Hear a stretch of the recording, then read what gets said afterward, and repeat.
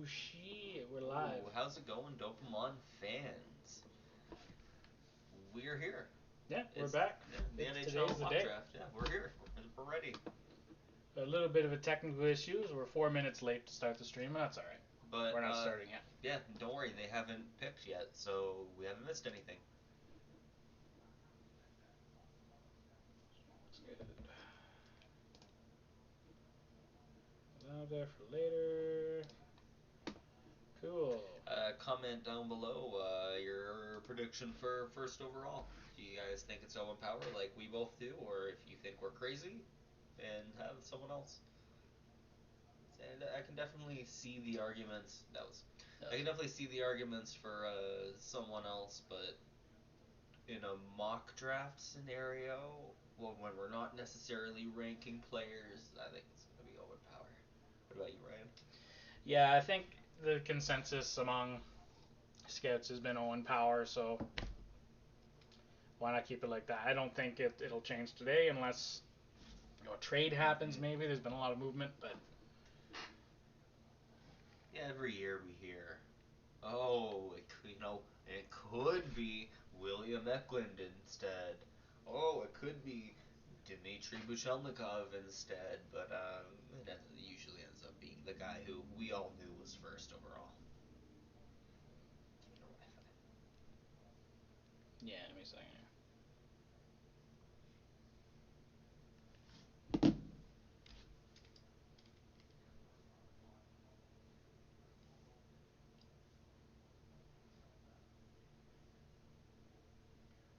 Should be it.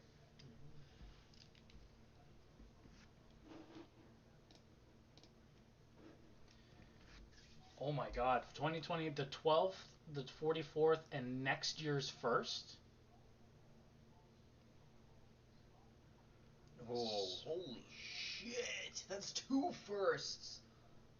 Wow, the price for Seth Jones, holy crap. But they give a first back. Yeah, they Oh, swapped okay, I see. the 32nd, I guess, for the 12th. Oh, okay. So our mock drafts are kind of buggered at this point. That 12th. See, now I'm really sure that Columbus is going to go for Chaika at 25. Yeah, it makes their... What do they have now? That means it's...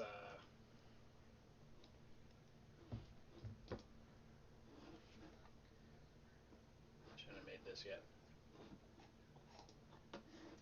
Cap Friendly, as you guys can see, already has it updated.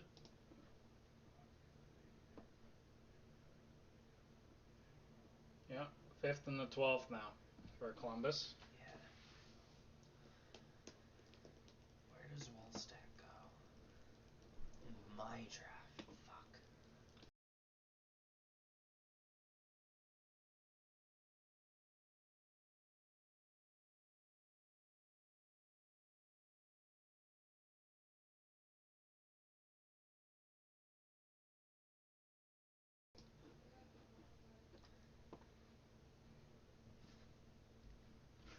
I could also wear that, like the headphones, and then like you just be in the background.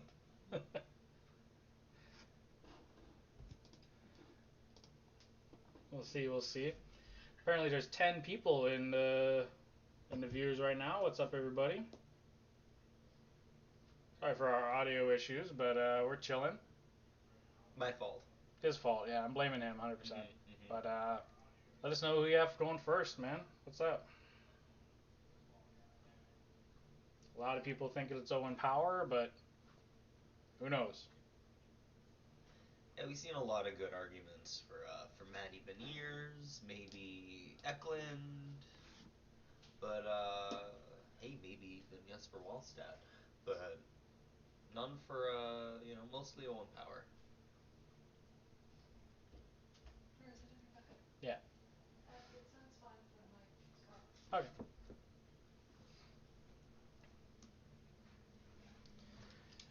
If you're new to if you're chilling in chat, leave a like on the stream for us. It really helps us out, bumps us up on the list of people, and gets people out there to come hang with us, man. Let's watch some hockey draft tonight and have fun. Thank you. Power bank.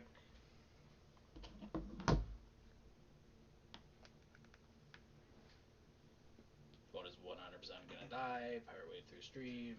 Not good.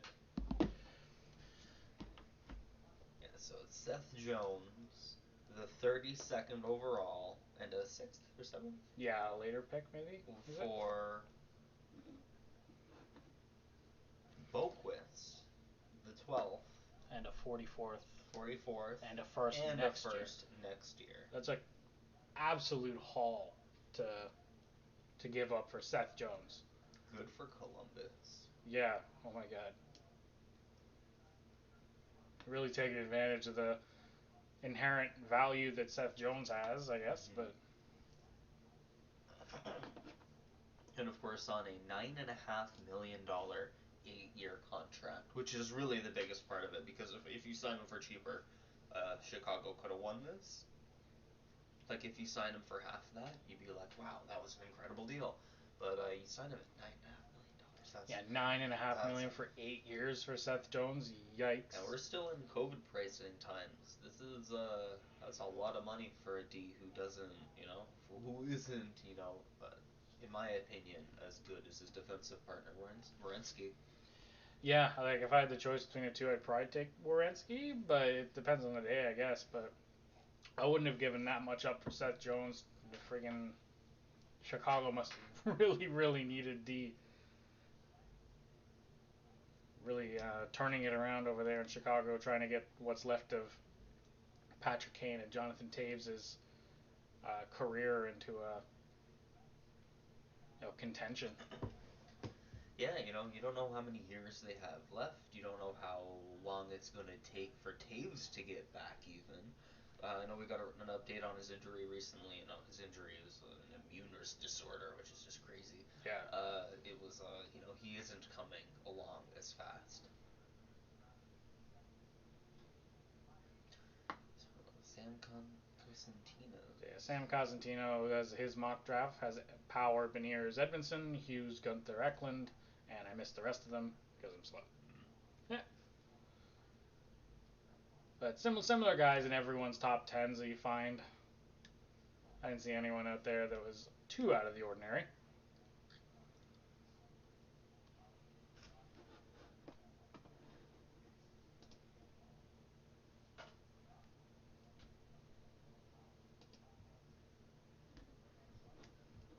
If you're new to the stream, man, or new to the channel, hit us up with a subscribe. We'd really appreciate that. And leave a like on this video. Help it get bumped up into up the YouTube pages. We really appreciate it. Fox Sportsnet. Yeah. Appreciate you guys hanging out with us regardless here.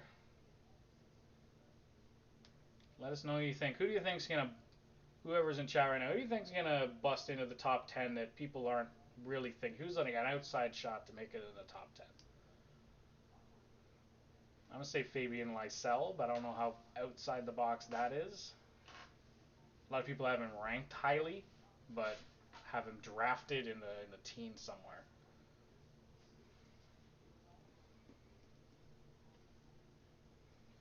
Owen Power, 6'6", 213, left shooting defenseman. May go first overall tonight. Is both of our first overall picks. Usually we're right about that kind of thing. We got Lafreniere. Yeah, we got Lafreniere right last year. So far we're perfect. So yeah, we're 1 for 1, I guess, in our YouTube draft careers for first overall picks, although it wasn't that hard last year. But yeah. Apparently, I saw trivia was if Owen Power goes first, then he'll be the tallest first overall pick to ever be taken at 6'6". Such a little weird stat, but he'll beat Matt Sundin at 6'5". Oh, right. As the tallest first overall pick, potentially.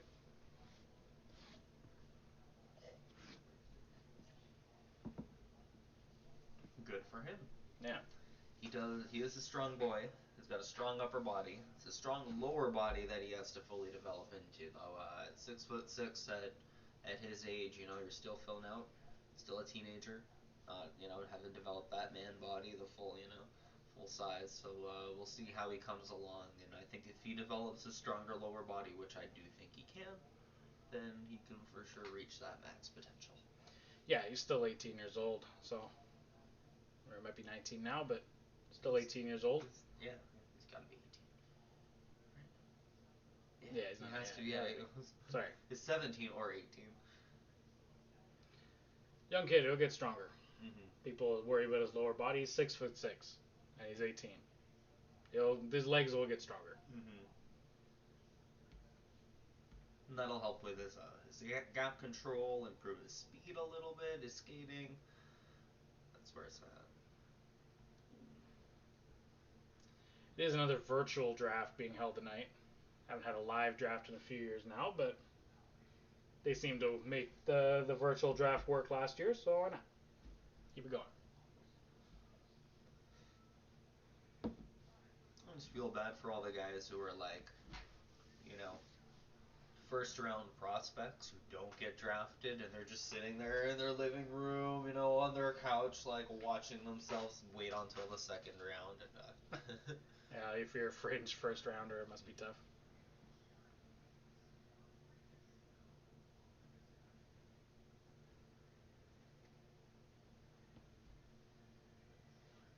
What is it with casino commercials just being an absolute acid trip?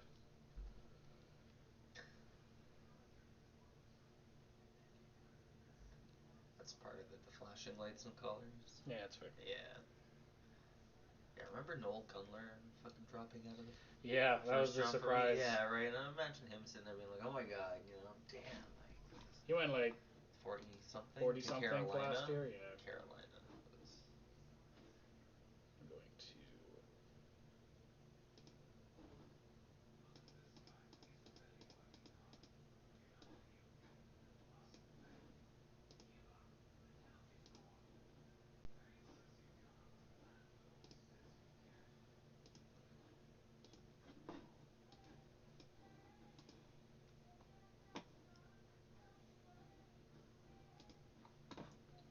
Look at last year, anyway. And we are 15 minutes in, and no draft picks have been selected yet, which means you still have your opportunity down below or on the side, depending on what kind of thing you're on, to comment your prediction for first overall. Yeah, have your chance to be right in chat. Right. Go outside the box, do it. This is your moment. And you can, you know, show all your friends and be like, hey, you know, look at this YouTube channel. I commented the first overall pick and I was right. And you show everybody our video where you were right. Show people our videos. I'll be keeping track on the right side of the screen here. Or my camera's backwards. Oh. Your right side of the screen, my left. Keeping track of everything as we get picks.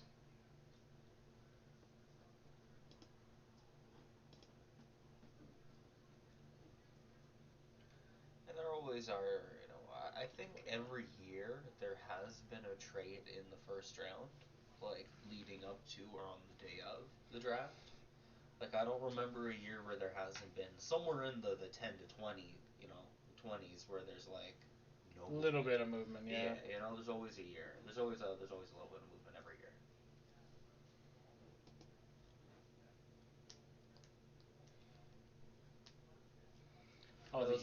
All the Hughes brothers on the couch.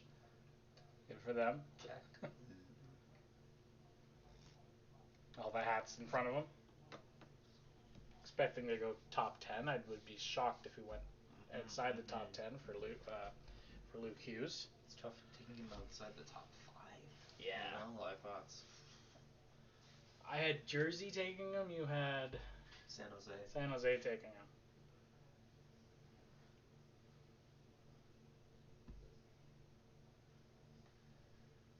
Can't wait to see where my Russian prospects are going to go. Yep. Most of them tomorrow.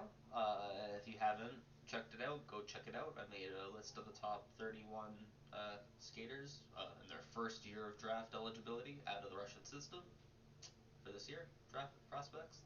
If you like scouting reports, go check it out. And a few of them are going to go in the second, third, fourth, fifth, sixth, seventh rounds. Oh, there's Bettman. Oh, boo. Boo Batman. Everyone boo Bettman. Boo Batman. He'll introduce it, and then he'll be like, Buffalo, you're on the clock.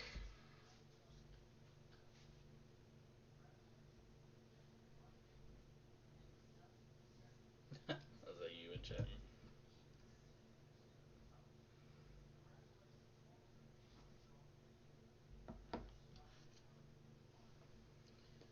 Doing the whole congratulations Tampa Bay Lightning spiel. The Tampa Bay Cheaters, more like it. No. No. No. Well within the rules, unfortunately. Every team is over the cap. Most teams are over the cap. Toronto did it. Islanders did it. Boston did it.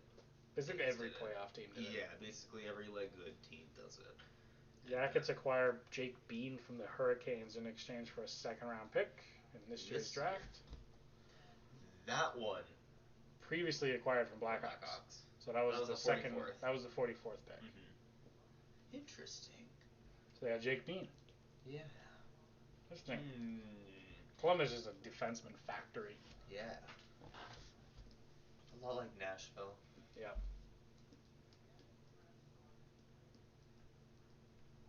My God, shut up, Bettman. Loves to hear himself talking. I know. He loves to see his own reflection in the camera that he's looking into and be like, yeah, I'd hate that man too, and he just gets off on it. We're not fans of Bettman here. No.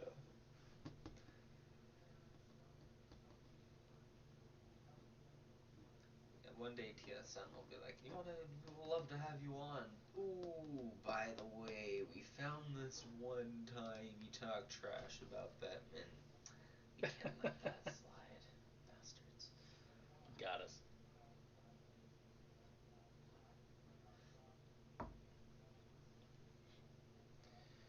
Showing the Buffalo Sabres draft room.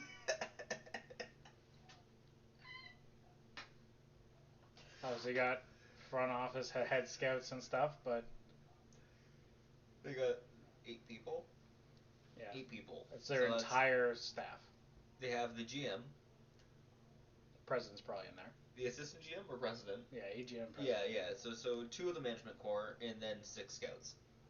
8 people for the top hockey league in the world. Yep. Like an organization in this league puts this much care. And we didn't put a lot of work sometimes. We took a lot of days off, and I think our scouting department's a little bit better. I gotta say, this is our draft table, their draft table. I don't know, guys. Meme on the channels, we have a better scouting department than Buffalo Sabres do. So we'll see if we'll see if we're right today. See if we're proven right. They took they took Jack Quinn last year, right? So decent pick from them last year. I hated that pick. Why? You did? I didn't like Jack Quinn. No, I love Jack Quinn. Oh, you like Jack Quinn? Yeah, I did like Jack Quinn. Who was it that messed up my list? Rossi, right? Or Perfetti? Perfetti dropped. No, Seth Jarvis that I loved. It was Jack Quinn that I didn't like. What? Yeah. Right? Yeah, he was a scorer, right? He was that really high scoring winger. I didn't like him. I didn't like the He was playing with someone, I think. That's what. He was playing with Rossi, right? No, it was the opposite. It was that he wasn't playing with Rossi. Rossi was getting the first line minutes, and Quinn was getting the second line. And all I kept thinking was, he's scoring on second string D, and maybe he's scoring a little bit higher on a really good stacked team, and that his goals shouldn't, be all attributed to that. Not that he isn't that good of a goal scorer, but look at his skills rather than the numbers. Sometimes, numbers Buffalo's can be pick is in here. And that's Owen Power, right? Yeah.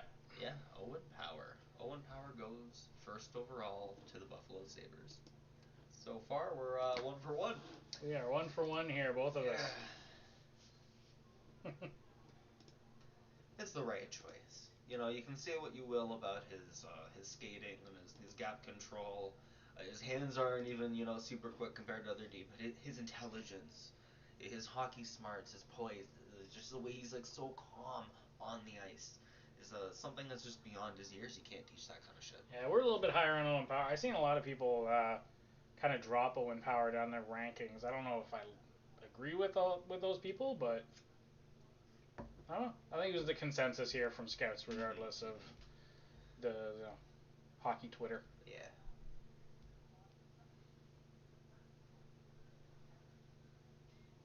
The only D I would have in contention with him, Carson Lambos. Yeah, you like Carson. I really Lambos. like Carson Lambos. We both had Matty Beniers going to Seattle, yeah? Yeah? That'll be the play, I think, here. It could go William Eklund, but I think they'll take the centerman. That's the right choice for New expansion, franchise. you know, like, I remember, I think it was Sportsnet shared, like, a list of, like, the past expansion drafts, first picks, and, you know, Paul Korea and shit. Some of them are pretty good, you know, some of them are iffy, but, like, you have to make a good impact with it. Like, that's what it shows, like, you can't just pick a nobody, you can't give away this pick, you can't trade it for a guy, like, you need to make this pick and, you know, really solidify yourself. Delta in the chat, what's up, buddy? Good draft, guys. Thanks, man. It's good to see a familiar name. Mm-hmm. Thanks for coming back to the channel, hanging out. And yeah, we're 1 for 1 so far. So we have the same first 2 picks in each of our mock drafts, but then we start to diverge after that a little bit. Or did you have Eklund? 3. 3? Yeah. Never mind. We had our top 3. Yeah, it's 4. I went Brant Clark. Beniers to Seattle. Yeah, that's what we think too. 100%. I think that's the easy choice. I have Beniers. If I was to rank players, I'd have Beniers first. I really like that player. So Seattle picks him here. They're going to end up with a really good player. Yeah, it's tough for me to rank. You'll see, like, when I did Russia as well, I'll put a lot of it into potential. Yeah. And when a D and a forward are playing at the exact same level, I give the edge to the D. It's just, you know, the defense is a lot harder to play. Like me, obviously the forward is better, but you know, it's just a ranking thing, and you know, it really goes for what you're looking for in an organization when you're drafting D versus forward. It's hard to rank that way. Gunther to Anaheim. Yeah, that's a pick. It starts to diverge a little bit at 3. We both had William Eklund at 3, I think. But obviously, it starts to diverge after the top 2. I think we'll start to see a lot of differences in people's drafts. From the Space Needle. Oh no, they're doing a projected forward lines as if this team's gonna actually be way too early, guys. Yeah. You get Carson Twarynski and Nathan Bastian on your 4th line. I don't know if that's going to be the play. With Yarncroke on your 2nd, I don't know if that's the play. I like the defense they've started. This might be their defenseman. I wouldn't be surprised if they traded one. They have Giordano Larson, Susie, Oleksiak, Dunn, and Lauzon. You know, to get Hayden Fleury or Cholowski in there, or Cale Fleury, even if they think he's developed. I wouldn't be surprised if they started chipping off 1 or 2 more D-men. Maybe a guy like Carson Soucy. I don't know. But Seattle's pick is in. It is in. I think our stream is a couple seconds behind everyone else's.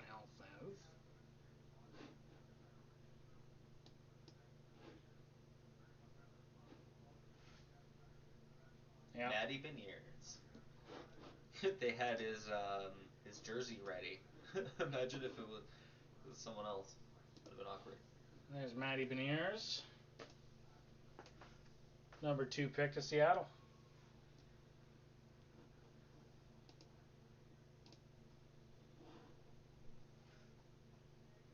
Number 1 and 2 picks. That's pretty easy, I think.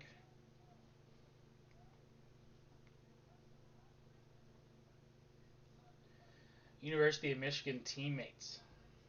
I guess the first time that's ever happened. Yep. And last year there were no University of Michigan picks taken at all. Nobody was drafted out of University of Michigan. I've really been enjoying the not transition away from, but transition to the American college system.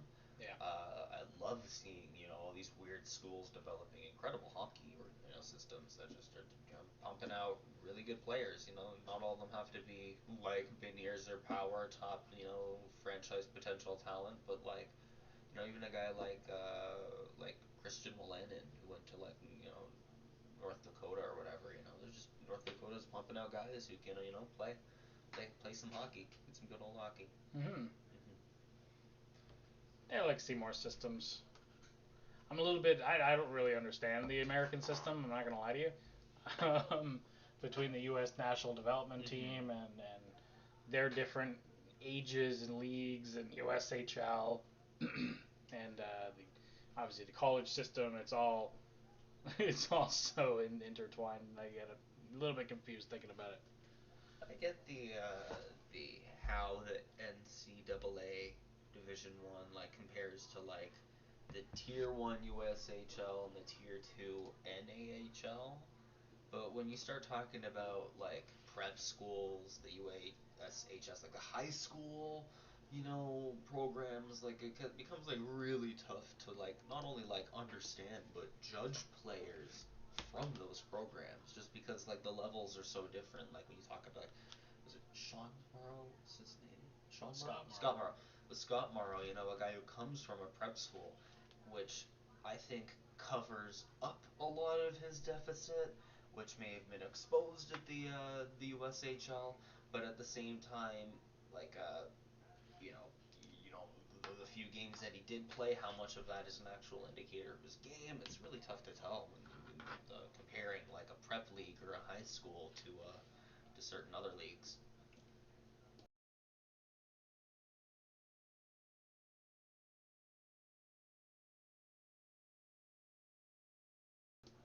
Yoink. Anaheim now on the clock. 2 minutes left. They always seem to run out the clock. Yeah, a couple teams are in it all the way out. Went into penalty and stuff last year. Yeah, I think the Leafs being one of them at their Mirov pick. I think they were looking to trade it, but yeah, they make a deal, go up or down, if it's down.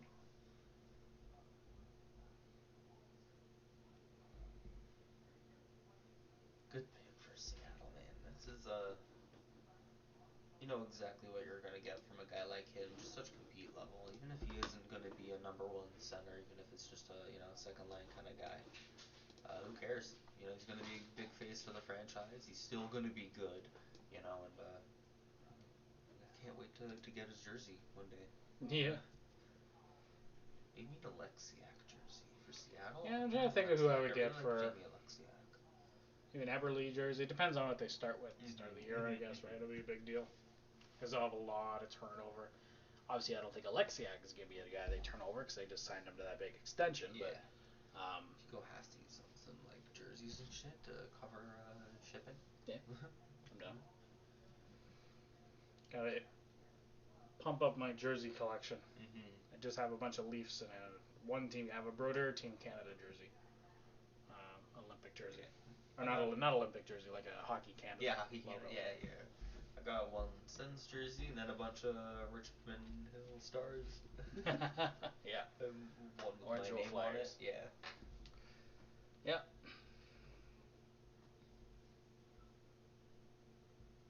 Yeah, you got one with your name on it? Yeah. What number were you? 13. 13. As a goalie? Yeah. Wow. I know. Right? Spelled backwards. I know. They love me. I think I'm 1, 30, and 13, depending on I don't know if the one with my name on it was 13 or 1. Because 1 was always yeah. 1. They built 1 is the largest jersey. That's how they do it. Up, Sam. What's up, buddy? Oh, yeah. How's it going, bud? Thanks for coming back to the stream, hanging out with us. We appreciate you. What's up, man? We're both 2 for 2. It's top of the draft, but we're both 2 for 2 in our mock draft so far. And they went to commercial break, but I think this might go over Anaheim's time. I don't know if they're trying to make a deal here. Could be. see while I get a drink. Yeah, do it. You need a refill on water? Yeah, please.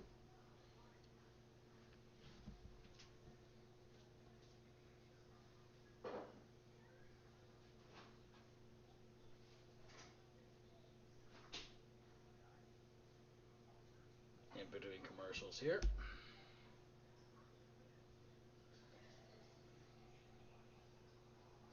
What are you guys thinking here, Eklund? Yeah, we both have Eklund in our mock drafts here. But this is where it can start. Like, I wouldn't be surprised if it got a little, away from what we were thinking anyway here. Number 3. I was pretty, 99% sure it would be Powers Beniers, or Power Beniers. But it could be Eklund. Maybe Anaheim takes another defenseman. I don't know. They got some good options here at 3 though. But I like Eklund here. And not just like, okay, I guess the pick is in, but could have traded it too. Trade options. Yeah, it could have. It's a weird draft, so I wouldn't be surprised if we saw a couple trades. You can move down and still get the guy you want. Goal scoring, that has always been. 2 players with more than 10 goals. That's yikes. But yeah, Eklund, Zegras. I think that'd be a pretty lethal combo in a few years. With Holtz. Holtz? Holtz? No, I thought No, it was Jersey right, has Holtz. It's Drysdale.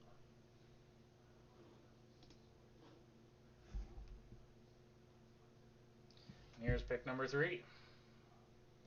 When there's also been a trade. Oh no, that was. No, it's Jake Bean again.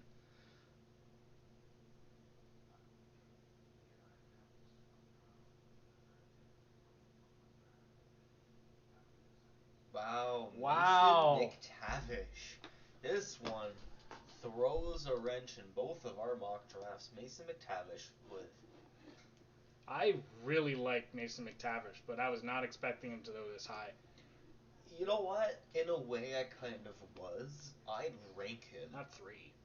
I'd rank him. Oh, I'd rank him like high. almost higher than Beniers. I see why. Like in my personal ranking, if I were taking here, and someone was like, "Yo, take Mctavish," I'd be like, "Well, duh, I need as Anaheim another center, Mctavish and Zegras. That's 1-2 punch down the middle. This is it for the organization for the future. This is Yeah, it. this is our second center, and he can play wing if it doesn't work. He's played wing.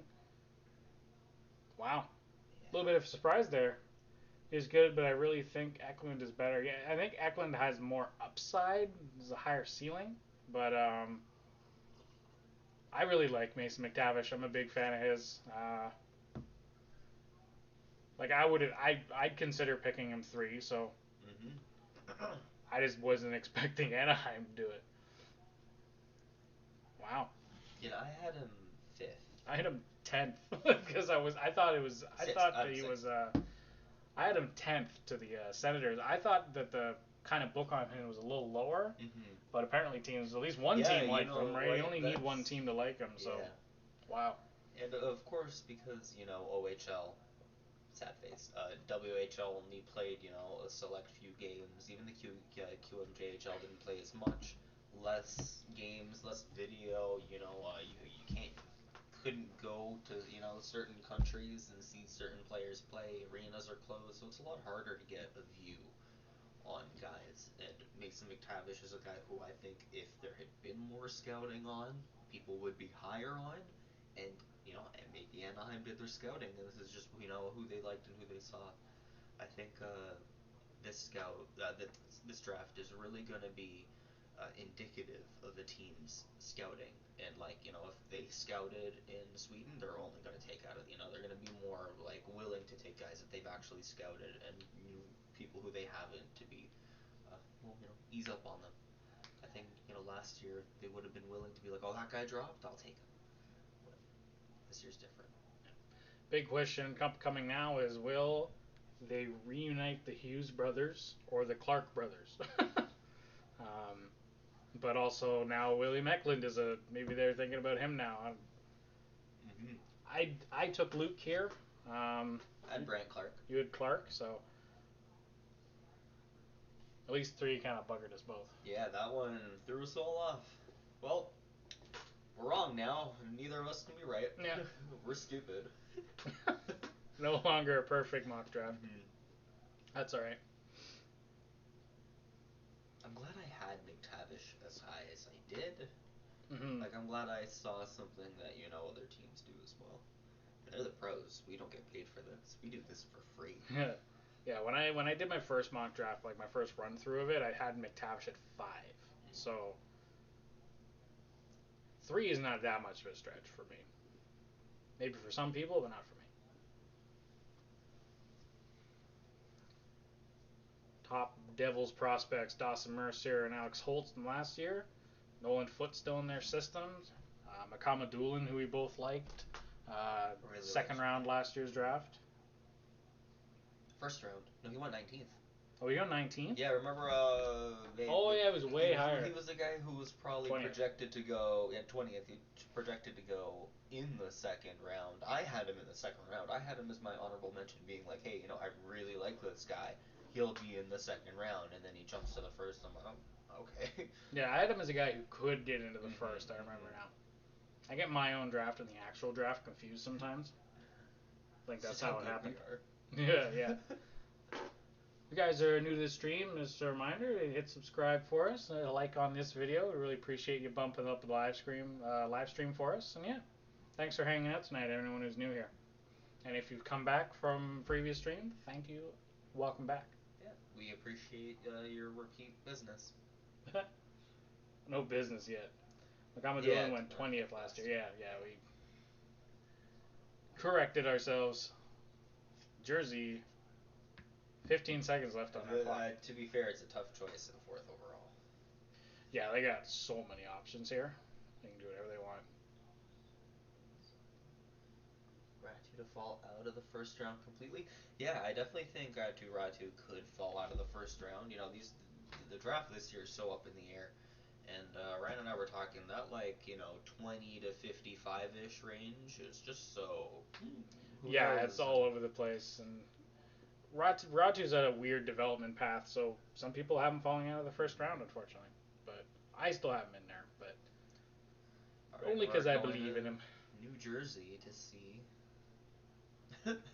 There's a Luke Hughes sign. He got it right. Like, oh man, he makes it tough as an organization, but you gotta.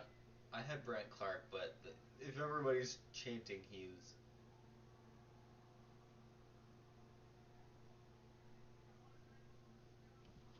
If they don't, this guy up front's gonna riot. Or he's gonna be pissed.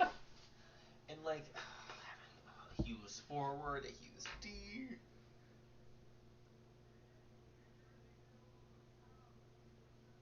Luke. They Hughes. took him. They did it. They took the Hughes. The Hughes is going to New Jersey. They did it. They did the thing. There goes Luke Hughes off the board.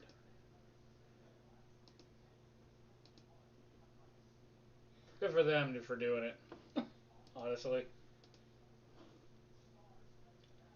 Ryan, there are rumors that Panthers might retreat completely out of the first round, an extra second or third. Yeah, I do think this draft isn't as top heavy as last year, but the depth is certainly there. Yeah, like we were just saying, like from picks about 20 to probably like 40 or 50, like we have a ton of different combinations that people have been taking in there. So, if you're gonna trade down to get more picks, I think this is the draft to do it, especially in the second and third round. Yeah, I don't know. I haven't heard anything from the Panthers personally, but I am not an insider. So.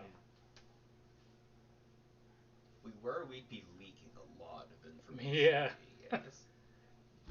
The Frank Saravallis of YouTube.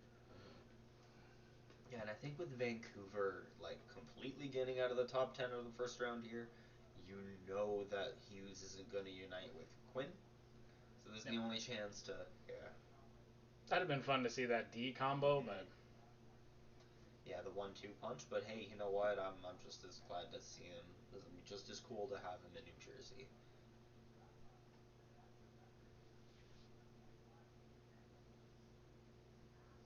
Wow. Thanks for hanging out with us again, Anthony. Really appreciate you coming back, chilling with us. By the way. And if you watched my Russian prospects, I definitely might have ranked them a lot higher than they're gonna go. But looking back at it, Russia's pretty deep this year. Yeah. There's some guys that in that third to seventh round that could slip that I think could go in like the second round. Guys like Matvey Petrov, even Tanasov, defenseman, fucking Kirill Kirsanov's gonna drop to the third round probably. It's a big deal. Eklund to Columbus. Huh? Delta. That's gonna. Oh, Eklund. They must, Ooh. right? Eklund. Is Eklund going to be the guy to slip? They just traded out Seth Jones. Do they take Brandt Clark? Get another right shot D. A guy who can, 1 or 2 years from now, this is a. You got to think, yeah. I don't know. I mean, I had Eklund third. I have in my mock draft Gunther here, but Then Ken Johnson, but now I know I'm wrong. now with Eklund here, who knows? I'd take Eklund personally. I'd consider Brandt Clark or Eklund. That would be. Yeah, I'd be Clark or Eklund for me. Depends what they want to do. They want to build D heavy kind of core. Everybody in the top 10 now is looking at Anaheim being like, what the fuck? Messed up everyone's draft. Like, I had Mctavish at 6th, but I don't know anybody who actually had him being mock drafted to Anaheim this high. I didn't see any. Like I get it, but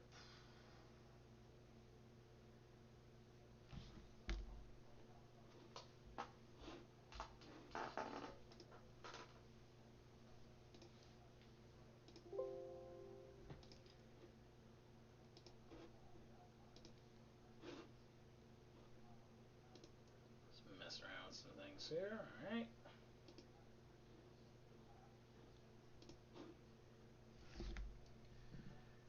A minute left. Busy room for Columbus today. So they do have the pick at.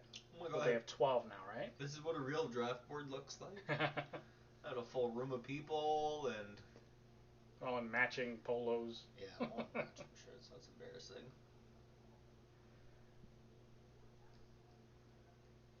They have 12 now, right? So Yeah. maybe they take Clark here with the kind of forward heavy, 8 to 12 area. Maybe they take Clark if they don't think Eklund has a high enough upside. 12 is a big pick. Yeah, 12 That's is really big. Huge pick. Seeing McTavish go here, and Wallstedt's gonna drop. How does Detroit now after Columbus decide between the remaining? We're going to Columbus.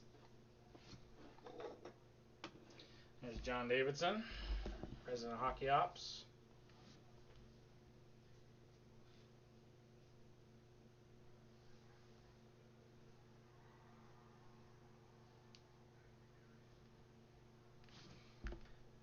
Last year we put the audio on fucking thing for 20-30 seconds.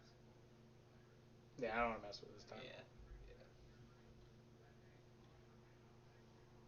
Also because I can't keep track of what's on and what's not. Right.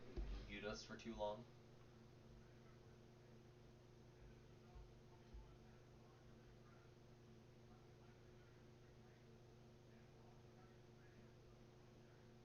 Getting a fan up here.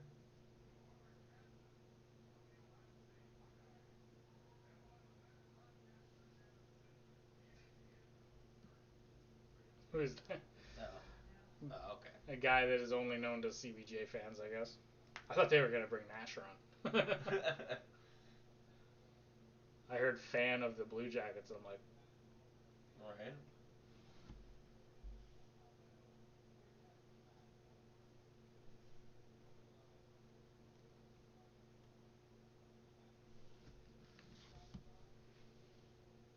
One day a team is gonna ask us to announce the pick for them.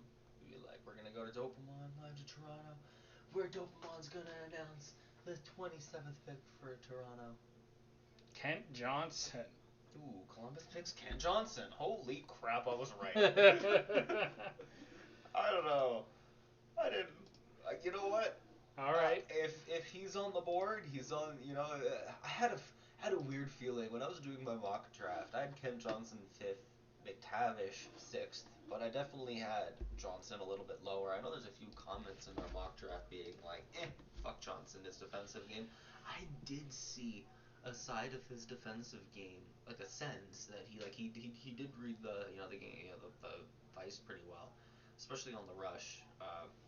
And I saw Columbus. I just saw more so than anybody else, and I guess that if that's, this is their pick, if he's the guy that they want, this is the draft where you could just take the guy you want. I'm learning. I don't know shit. Oh, right. Same. That's Between the two of us, yeah. Well, we're 4 for 5. Yeah. So. That was why I was saying, get your picks in early. Who do you guys think Detroit's taking? Yeah, who do you think Detroit's taking? Have your chance to be right in the comments. Because who knows anymore? This whole for top 10 is kind of upside down for me now. I have Wallstedt going here. Yeah. But they got we did Nedeljkovic. the mock draft before they made the Nedeljkovic trade. So who knows if that's a prerogative anymore? I doubt it. The Weeks is waving the white flag already. Yeah. I agree.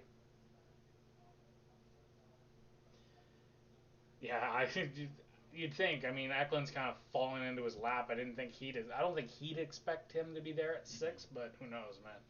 Who knows? I think Eklund might, could become a center. Maybe I know. I feel like Detroit would be after center, but I feel like I really like Eklund.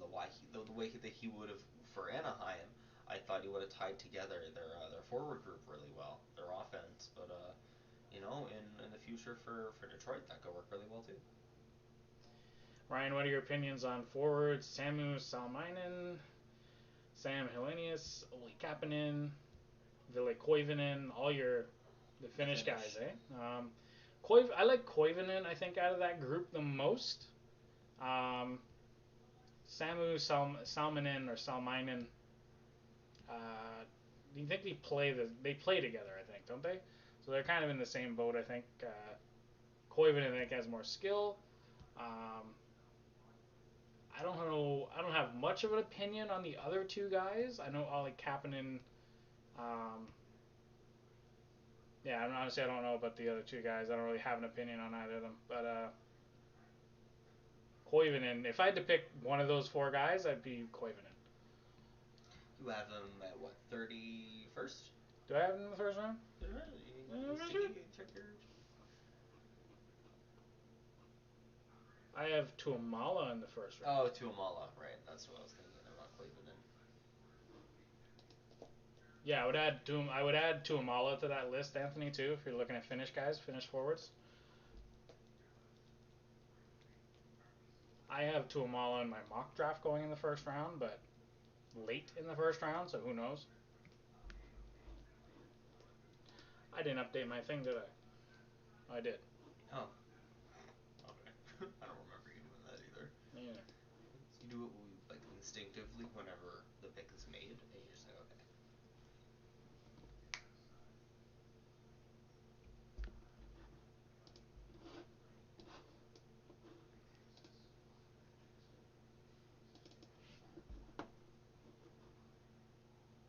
That screen ever give you a headache? Yeah. God,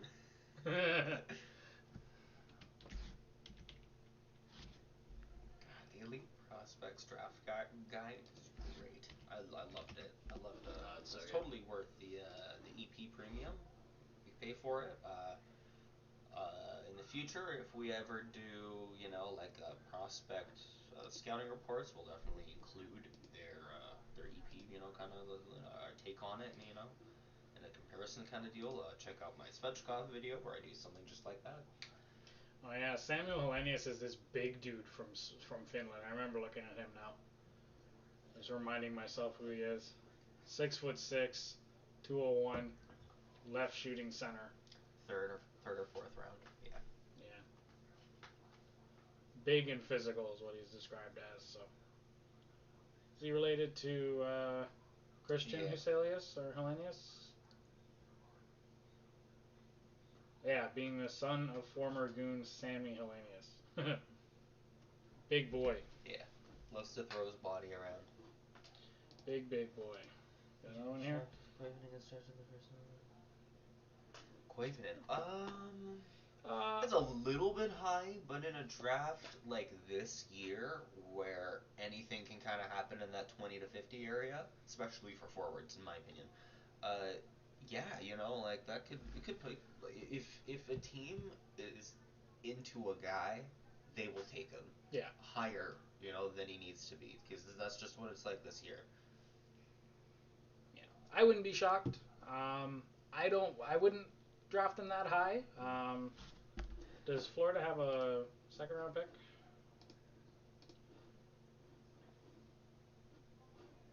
The pick is in for Detroit.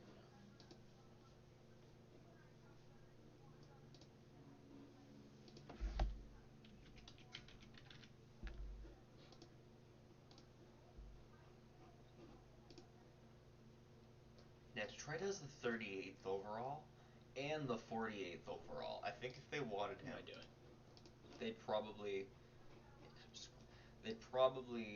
use one of those two picks. They do have a second. Oh, I was looking at Detroit. You meant Florida. I'm sorry, Anthony. Florida has the 56th pick. Ooh. So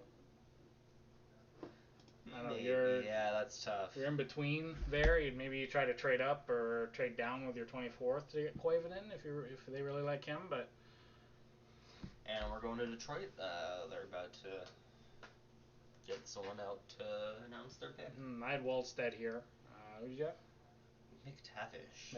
So I have Eklund. I'm with Upsan 01. Yeah. Yeah, I mean, I'd probably switch if I knew this order. I'd say William Eklund for sure. Yeah.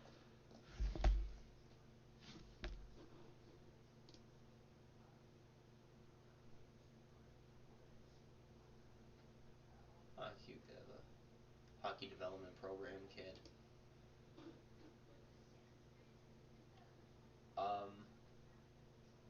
Is that Edmondson? Simon Edvinsson goes to Detroit. I did not see that one coming. I get it that there's like a kind of Swedish connection. This is what happens every year. A guy falls way too far, and I feel like it's these teams have who they want in their head, and then when they get the opportunity to go, okay, Eklund, who's fallen to us, or Edvinsson, who we've wanted all along, they generally stay with the guy they've wanted all along, or the guy that they expected to get to them. Especially with Of the top 10 guys, I'll admit I looked at Eklund the least. Really? Of all the, I didn't have, I looked at him and it was easier for me to take him at third overall. And I feel like if I were in this position too, it'd be easy for me to just be like, yeah, but when your job is on the line, you're like, I haven't looked at this kid enough. I didn't like this kid. I feel like I would rather have him. As far as defensemen go, Brant Clark, was also on the board. I got Moritz Seider's right shot, right? So but they're very different players. I don't know. The Swedish defenseman in Detroit, man. I don't know what it is. Yeah, that's. There's a type in Detroit. I love his skating, love his D, but the offense isn't there for Edvinsson. That's not what he's about. He's a defensive defenseman.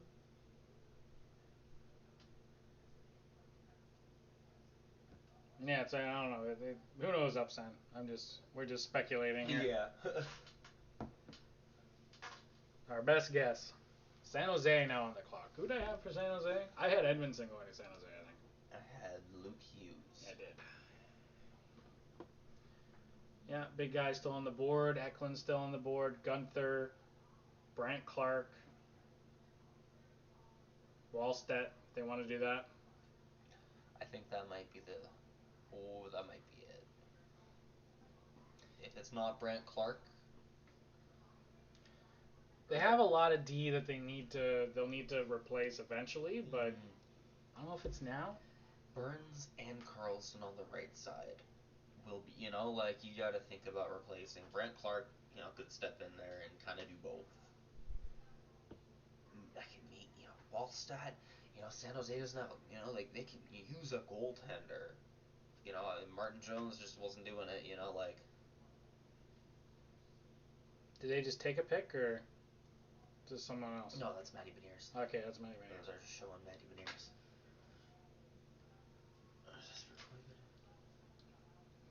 Koivunen, Saka, Koivu, Solane. Those are big comparisons, Anthony. I don't know if he'll ever have that much skill as those guys. I mean, Teemu Solani's probably the best Finnish player to ever come out of that system. So I'd say more like Roni Hirvonen. Yeah, Roni Hirvonen from last year. I don't really like making player comparisons all too much. I generally like to compare like their styles more than like their skill set. But I like to compare what's similar. From like, hey, they do this identical or this. Hoping Eklund or Gunther slip to Ottawa. Yeah, I had Cole Sillinger, but now that yeah, me too, buddy. Can you imagine you're getting close at 10? Oh, I love Arizona. They're like, take our 11th. Fuck you guys. I'm gonna go for 9. One-upping constantly. We're peaking here at 11 viewers. What's up, everybody? If you're new to this stream, leave us a like on the video. Really appreciate it. Thanks for hanging out with us. We're just chilling. The San Jose Sharks pick at number 7.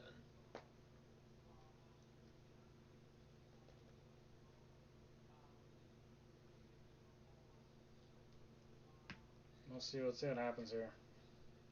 Are you shocked that Detroit went back-to-back defensemen the last 2 years with Edmonton and the German defenseman? Moritz Seider?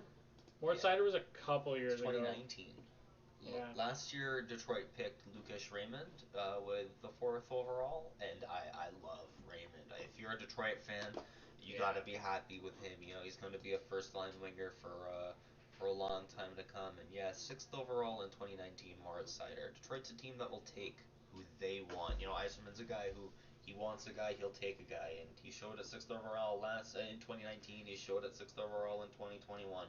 He'll take the Swedish League. Yeah, Eiserman, Stevie Y, not afraid to go off the board, for sure.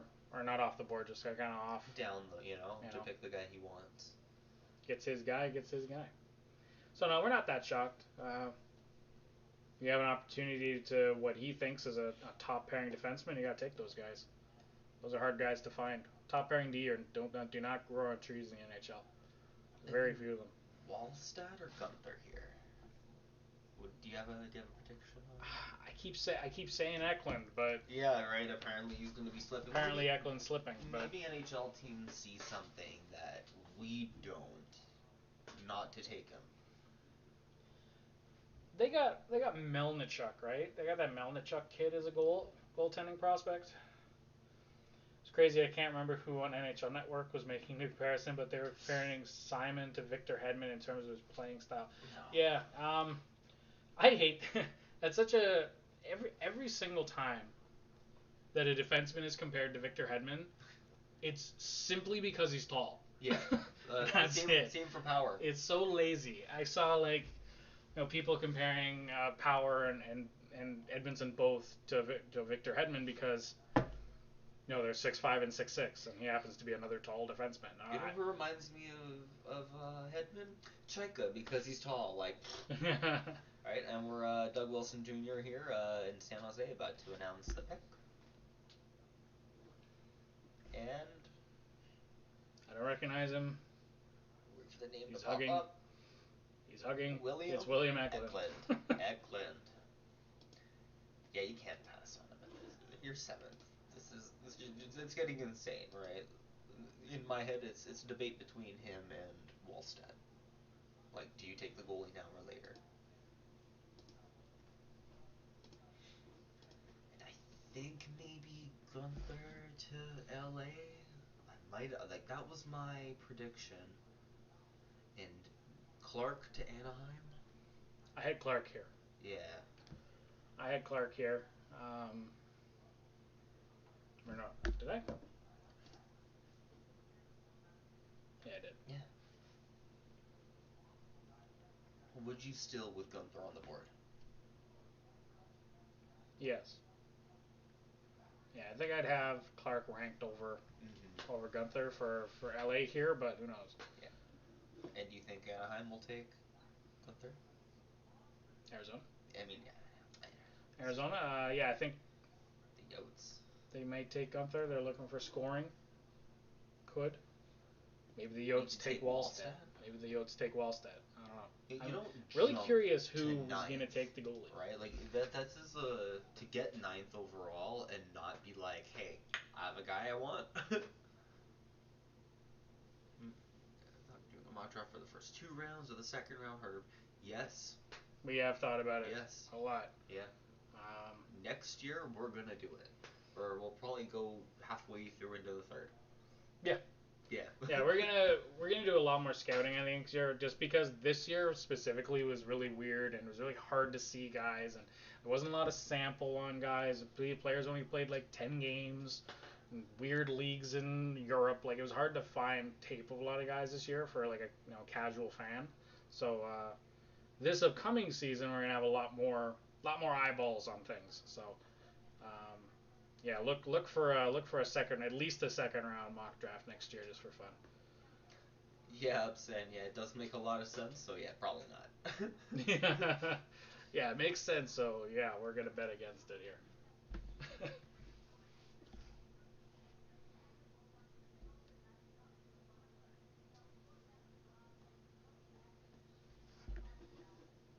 Good pick for San Jose. I figured that they'd need. I had a feeling that they would go, seeing Edmondson, Luke Hughes off the board, who I thought that they would take. You know, they do need help in I think top Undy is six good. scoring. You know, some top six scoring.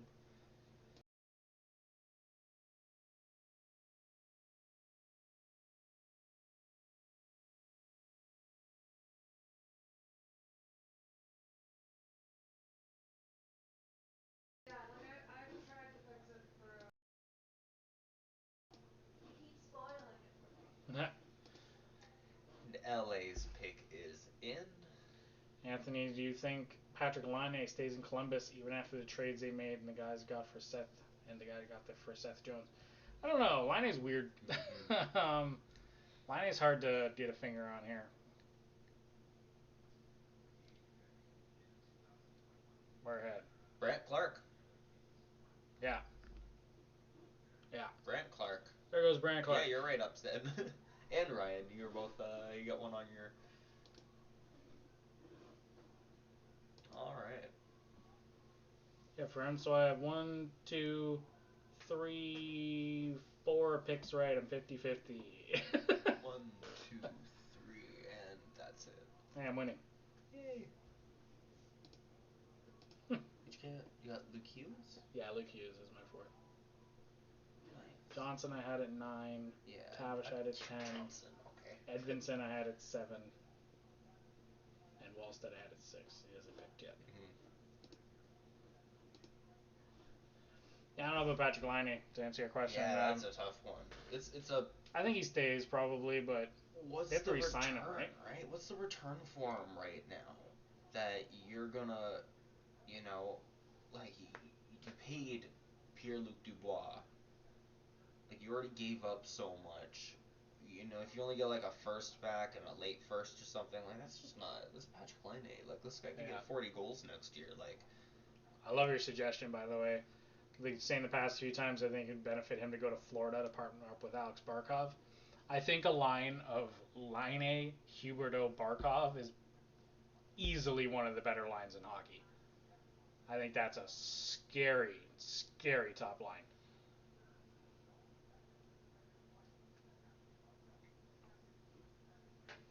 But John Quinville likes to play not a similar game to Torts, but he does like the defensive player. So whether he'd fit into his system is another question. Whether he wants to fit into that kind of system, he doesn't seem to have a lot of drive to play defense. So.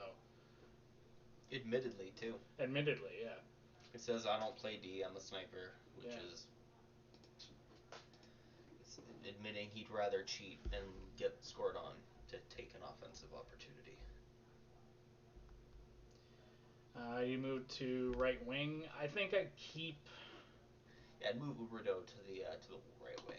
No, Huberdeau's a left-handed shot, so Laine's a right-handed shot, right? Shot, yeah. Keep him in his left side offense for yeah. sniping. I'd have Huberdeau on the left, Barkov in the middle, and Laine on the right. Yeah. He plays both. He plays left, right. Yeah, he plays left, right. Top tier wingers can play wherever you want them to. Maybe split him up on the power play just to put him on that fucking top circle on the one-timer for Laine, just because the shot is so good. You can't not have him in that spot, right? Yeah. On a power play, they'd be on opposite sides. Yeah.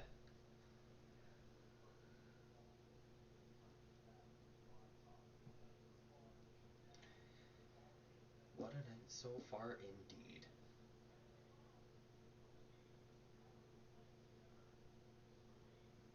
Arizona on the clock. On the clizzle for Arizona. Do you think a guy like Joel Quenneville or John Quenneville can? Is it Joel? It's Joel Quenneville. Yeah. John Quenneville's his son. Yeah. Can actually change Patrick's mindset? I don't know. There's two sides to your question. That's a really good question because can you change Patrick Laine's mindset? And then there's can you teach him how to play defense? Because absolutely you can teach Patrick Laine how to play defense. He's a very skilled individual and he can do it. But the mindset part, that is the big question. And I don't know. Yeah. That is, that's the question mark. Because I don't think so. He admittedly says, fuck it, I'd rather not play defense and just cheat and score. Which, there's an argument for if you create more offensive opportunities, but it's really not conducive to playing a hockey game where you're like, fuck it, I'm just gonna let us get scored on because I'm good. You gotta, you come back, you do your thing, you produce offense in your own zone and momentum going forward. You catch the other team, flat-footed and stuff. Then you cheat a little bit, but not until then. And that's a hard mindset to get into a kid this late into his career already. It's been 5 years. It'll be 5 years in the league. Yep. 5th year. 2016. Yeah, right. So that's he's old enough to know that this isn't how you play hockey. And I don't know. I don't think so. Maybe I'd put a no on the defensive side at least for now. Yeah, Anthony. This pick 9 was the pick they got from. Shoot, who'd they get it from? Vancouver. Sorry.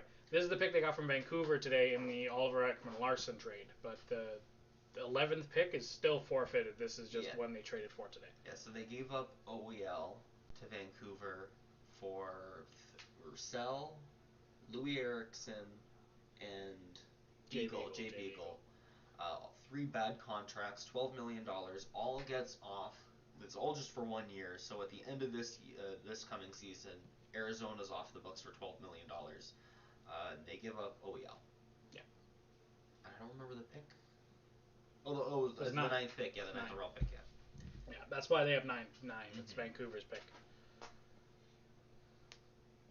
Who I originally had Kent Johnson going to, but I had Simon Edmondson. Now I guess it's what, Gunther? Maybe. I mean, if you end up with Gunther, I'm gonna be pissed. Yeah, I'd be. I had Gunther in mind at 13th, so I had Cole Schillinger before him. Oh wow. I think you really like Gunther. His scoring is just insane. Yeah, he's a good shot. Yeah. Good shot.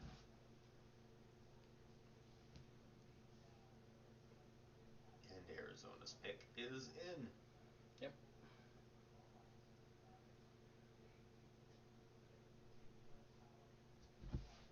They moved up to get this pick, so they traded OEL for him. So let's see what they do with it now. Make Vancouver hurt. How do you forfeited draft picks in the NHL? Move up with the team loses a pick for violating rules. Yeah, they cheated at the draft combine last year. Oh. I don't know exactly what they did, but the Coyotes picked Gunther with the 9th pick. Yeah. I can't remember exactly what they did, but they went a step further in the combine than I think you're allowed to. Yeah, they started testing. They did like physical tests Yeah, on these kids. That's right. Illegally against the NHL rules. The NHL says, of course, you're allowed to, talk with them, have a certain guideline for interviews and stuff. But to actually test these kids on their physical performance is illegal because then you're getting an edge on another team. Because that information that the team the Arizona themselves are paying out of pocket to have kids come down or to go to kids and have them perform these physical training acts in front of people, just so Arizona scouting department guys can sit there with their timers and their weight and do all this stuff, and other teams don't have access to that information, so that's cheating, and they gave up a first, a second, and a third. NHL, fined them a bunch of picks. Yeah, good, deservedly so. If you're gonna don't cheat for scouting, just watch our scouting reports. We have an entire thing on 31 Russian prospects. Yeah, so, could have just taken one of them, but right. Instead they decided to cheat. Yeah, they Ottawa's on the clock, Alex. Ottawa's here. I have Cole Sillinger. Cole Sillinger, I think, is a good pick here. Yeah, there's on the board, how many guys are really here. There's not a lot left of this, top level kind of talent. Wallstad's there. I don't know if they're going to take Wallstad. No, I think they have too many. They're too deep in goal. They have Mads Solgaard. They have Philip Gustafsson, who are both really good, goaltenders. So, as far as prospect pool for goalies go, they have their future. And I don't know if they need more just yet. And I think a guy like Cole Sillinger is a perfect pick. Hold on, Sam. What up? Oh, I wish I could actually listen to what you're saying, but I have my volume down. Sorry, boys. Our audio took a little bit of a hit today too, so you gotta turn us up just a smidge more than you would someone else. It's his fault. My fault. I blamed him, so.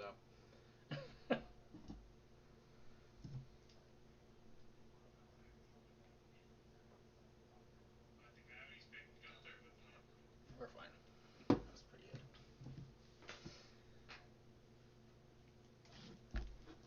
Hilarious if I muted myself. Ottawa's still on the clock. No, the draft slot is just empty. We pretend like they just, they waited too long, they skip it, they didn't pick anybody. That they pretend that at 11, Arizona just picked nobody. And that's how they go. Yeah. And they skip and they go to 12. Yeah. So that's why you can see if you're watching live, it's 10 to 12 from Ottawa to CBJ. And I'm really hoping for Lysell or Wallstead here. Yeah, we were just talking about that. Ottawa's pick is in, but Lysell or Cylinder, I see. I don't know about Wallstead. I hope not, but hey, can't be a bad choice. If Ottawa thinks, if Dorian thinks that you're looking at a Vezina candidate in Wallstead, they'll pick him. But because who knows what you really have in Mads Solgaard and Gustafsson right now. But Lysell is another really good option. I really like him. Anthony, why haven't the NHL changed that? Which basically eliminates the pickers, someone below them into that slot. I mean, it doesn't really matter. Yeah, there's going to be 31 picks really in the first round because Arizona forfeited theirs, so it's whether you skip their pick or you just say there's 31. Because there's 32 teams, I just wanted to keep it consistent, I guess, so they just skipped 11. The count at the end of the day, it's easier to pretend that you had your full 32, right? Yeah.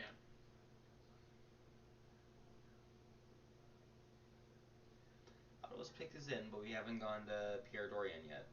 Yeah, we're talking to Ron Francis. Mm-hmm. Talk to these guys after, man. Yeah, hello, go to Pierre. You can imagine being like, hello, Ottawa said, they're like, guys, I'm ready. Yeah, we're interviewing Ron Francis. This is so typical of the media to just not give a fuck about Ottawa. Ottawa's pick is in. It's just Ottawa. It's Guys, just don't worry. Ottawa. Ron- It's fine. A real organization's GM is talking here, guys. A real organization that's existed for 20 seconds. They've done two things: draft and draft. Draft more players. Oh yeah, absolutely. Yeah. That's the late Alex Trebek. Yeah, that was really cool. I saw when they did that. That was awesome. What do you guys have Radu landing in your mock drafts? Because I recently did one, and I had Radu landing at 56 for the Panthers. We both agreed. We had them going to the Rangers at 16. Dallas or Rangers? Dallas? I think I had Rangers. Yeah. Chaz Lucius at 15.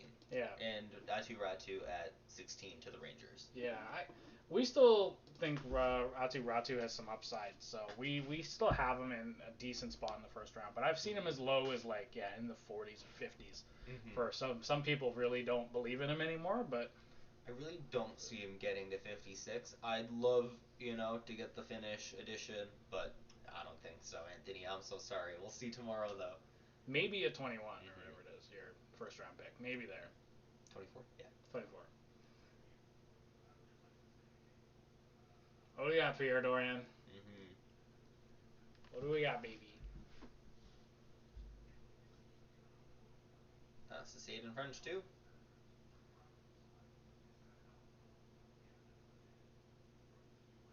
Chaz Lucius? Tyler Boucher. Oh. Wow, what a reach. Woo, okay. Really? Okay. I'm going to have to scroll on Capronly a little bit here. You think that they could have traded this pick? What? Ooh, I like Tyler. Ooh. You're going to have to search for him in the... Ooh, there he is. There he is. Cap friendly. Wow. 75th. Wow, Ooh. wow. You can trade this pick down. This is a trade down pick. What the fuck? If I've ever seen it. Seriously, this sucks. Oh. I don't...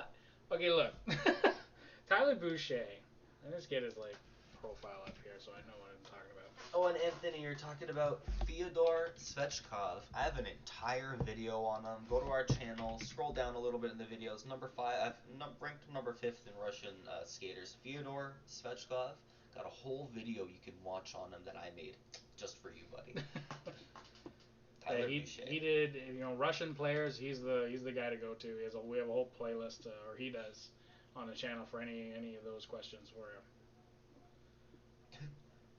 According to Elite Prospects, every day Boucher wakes up and chooses violence. There's no player more physical in the draft. Oh yeah, this is the guy they were comparing to Tom Wilson. That's why, yeah. This is the guy they're like, this is Tom Wilson. This is American Tom Wilson. Yeah, the American Tom Wilson. This is American Tom Wilson. Yeah. Maybe not quite as nasty, but as physical. Good. I did not have Tyler Boucher in the top 10. I didn't have him in my first round. Neither did I. I would have had him in my second round. Yeah. But this is a reach for Ottawa. For a team that has been working the phones, they have their high second round picks. He was the 39th. You could have taken him at 39. Or the 42nd. I'd been shocked if he got to past 40.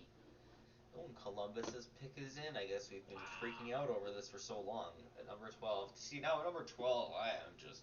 Maybe Fyodor Svechkov. Who knows now? Lysell? Yeah, so sorry, Upsan. Sorry, buddy. Wow. That's the Chinikov of this year, for sure. Yeah. Tyler Boucher.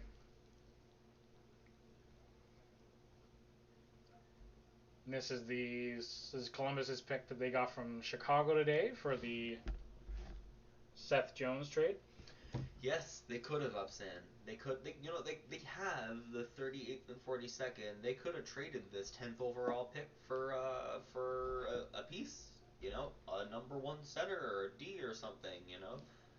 You could have packaged those 2 seconds and snuck into the first too if you really thought that like he was gonna go, or you can talk to GMs and you think they're gonna pick him. You sneak one more at him. Get a late first. They must really like this kid. Who dis? Cole Sillinger, who I thought Ottawa was gonna take.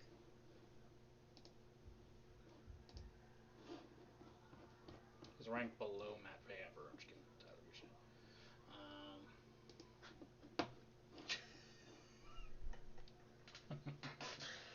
He's actually ranked below Averoshkin? He's ranked, over Averoshkin or Poltapov? Averoshkin. Fuck off. Oh yeah, my he was god, hit. Matvey Averoshkin is 71st. I have a feeling... He was 75th. He's ranked below. And I have a feeling Toronto's going to take Averoshkin. Really? Tomorrow in the 4th or 5th round. He's a guy with a good head on his shoulders. You teach him how to skate, how to hit. Toronto's taught you guys how to skate. Guys like Freddie Gauthier. Yep. And taking a guy like Averoshkin and turning him, a 4th, 5th round pick into a 3rd line center, just because you teach him how to skate. I think a guy like him could really really blow up in a system like Toronto that teaches good skating. Yeah, upstand. There's gonna be a lot of the 2nd and 3rd rounds are gonna be a lot of fun. We're gonna be streaming tomorrow morning as well.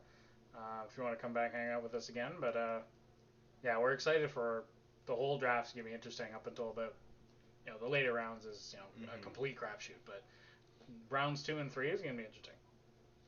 Yeah, they left a bunch of players on the board. They did this to me to last year. They traded picks that would have become like Topi Niemela and Roni Hirvonen for Tyler Clevin. Yeah, they both ended up to be Leafs. Yeah, my guys who I both had them in the first round. I had Roni Hirvonen and Topi Niemela both in the first round in 2020 in my mock draft, and then Toronto picks both of them with the picks they got for Clevin, who I had at the late 2nd, and it's kind of just an oof. Buffalo's gonna pick Wallstedt. Ooh, at 14th. Ooh, I just remembered that Buffalo is now in the first round in that spot. I had Lysell going Calgary here, who hasn't been tried. I think that's where I'm gonna. Dorian sucks at drafting. Yeah. He's the No, Ottawa fan. I don't. You can get mad at a few of them, but he's made some really good draft choices, I think, in the past, and especially in the later rounds. The 4th to 7th rounds, he's been pretty good. He made some silly decisions here clearly and last year there, but it's too easy to to take one instance. But last year, I was a little bit sus when they picked Sanderson over Drysdale. Mm-hmm. So it's just maybe it's another one of those, but maybe we'll find out in 5 years if he was bad at it. But historically, I know it hasn't been great. But or if it comes out that Ottawa had been working the phones and just nothing. Everybody down the teams is like, no, I won't give you a 3rd, and the 20th to go up to 10. But I saw the American flags in here. I'm like, Cole is this Chaz Lucius? Yeah, right. Who? Nope. Tyler Boucher. He didn't even. He was sitting there like, what? Oh. He had the. He wasn't even paying attention. His mom had to pinch him on the shoulder and be like, honey, wake up. You just got picked by Ottawa at 10th overall. And he's like, yes, I'm like, fuck, okay. Ottawa, he's why? more shocked than we are. Jesus Christ. Yeah, that was painful. That was painful. Sorry, buddy. We went from Mason Mctavish in my mock draft, Cole Sillinger in yours, to Tyler Boucher. Who I like, but not in the first round. That's just not very good draft asset management. Mm-hmm. Wow. That 10th overall pick. This is what I get. Ryan, for making fun of the Vancouver Canucks for taking put Colson at 10th overall. Yeah. I'm like, like I said, I'm like, oh, he was a second round guy. You Yep. know, the 10th overall, you're gonna waste that pick on a second round guy. And what does Ottawa fucking do at 10th overall? He wasted on a second round guy. This is what I get. I'm so sorry, Upset. I did this. This was You my did fault. this. I jinxed it. I jinxed it. I ruined it for all 17 Ottawa Senators fans. All of you Sens fans, yeah. All 20 of us out there. I'm supposed to make that joke. I know, it's This guy's self-own. Is that how this works? Oh, those are rare.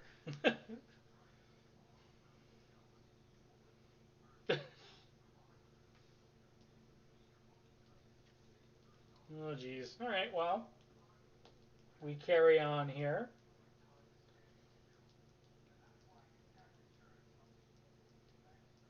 Calgary, right? Get back to I think Pick I has had. to be in after this commercial, right? I think I had Calgary taking Sillinger, but obviously not Yeah, anymore. yeah. I hope I'm right with Lysell. That'd give us what, both 4? Yeah. 4, right? Yeah, we did better last year. Yeah, we did a lot better last year on March. I mean, we're still not even halfway through this. Yeah. Could hit a little streak here, but. One of us is gonna get like 3 in a row. Yep. Yeah. This year was already a crapshoot, and then you add in, Mctavish going at 3 and Boucher going at 10. Yeah, I didn't have him in my first. I didn't even think about having him in my first. I'm not gonna lie. Me neither. Didn't I had even think about Dylan it. Duke before him, like one of those guys who could slip in.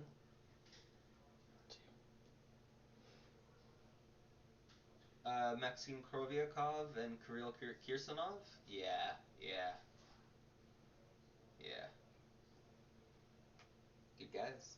Kirill Kirsanov, I think he's a really underrated defenseman. He might be, like, physically, like, the most ready, to, like, step up to, like, a North American game. Like, I could see him even, like, I don't know what his contract's like. He might be 2023, but he can probably jump to the AHL and physically compete, as soon as next year. We are going to Calgary. They got a jersey ready. Hey, there's Coronado. Wow. I had him at 14 to the Flyers, but 18th to Winnipeg. I like Matthew Coronado. Me too. Good player. Yeah. Lysell still on the board. Yeah, just scroll down for this guy, right? Yep. I'm being abandoned. Don't hurt yourself. It's all good. Nobody hurt myself. 1% battery over here. Yeah, no, do it. Buffalo selection here at 14. I like your Wallstedt pick. I think we're going to get a Wallstedt. I think this is Wallstedt.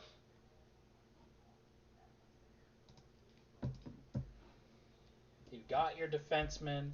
You got your big pick. You don't need to make any crazy decisions here. High ceiling here. You want high ceiling guys. Big boom players. Wallstedt is your guy.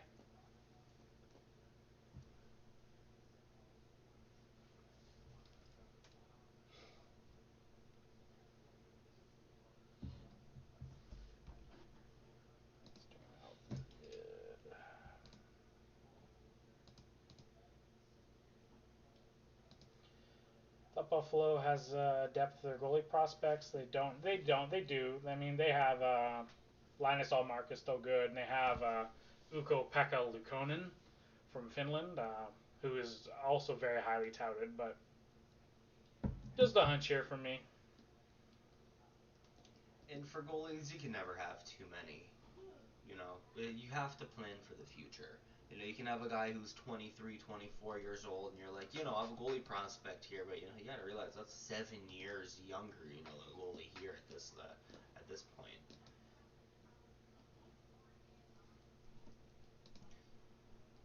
I've had a few people at 15. Sebastian Costa going at 15 to Dallas. Like, Yeah, I've seen that. This is pretty late for Wallstedt to drop. I thought I was crazy having him going to Chicago. You must feel fucking nuts going to Detroit now. I think they would have if they didn't do the Nedeljkovic thing. Yeah. Right? If they couldn't get a deal struck. But I think because of the goalie rotation, you know, the value of goalies just drops. Maybe I have Costa down to, you know, later now. Because I don't like Costa going to Edmonton. I think that's too high. This is way too high now. If Wallstedt's still here. Yeah, maybe the gap between these two guys is going to be a little thinner than I thought.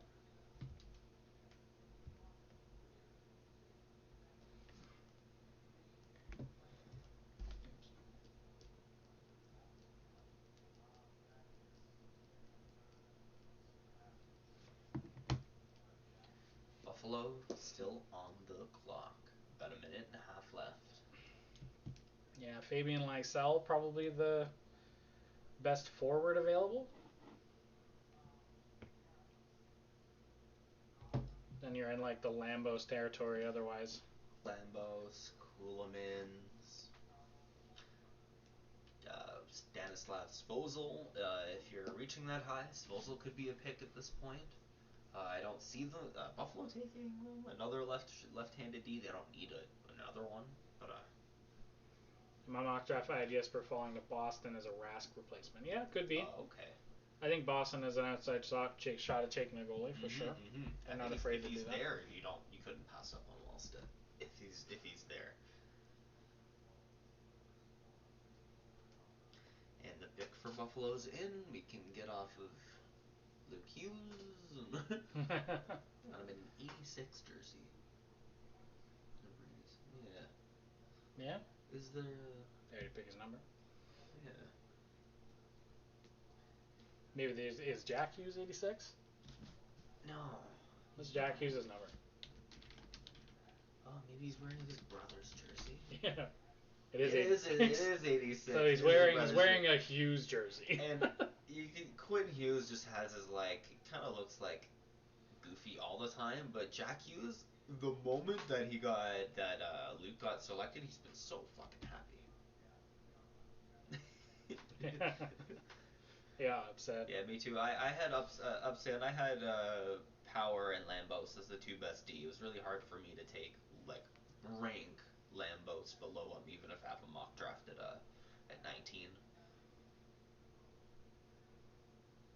Daniel Chaika, yeah. Buffalo drafting Daniel Chaika. He's slipped in a lot of scouts' minds the last year. Maybe Buffalo reaches here to grab him. That's why they got this pick.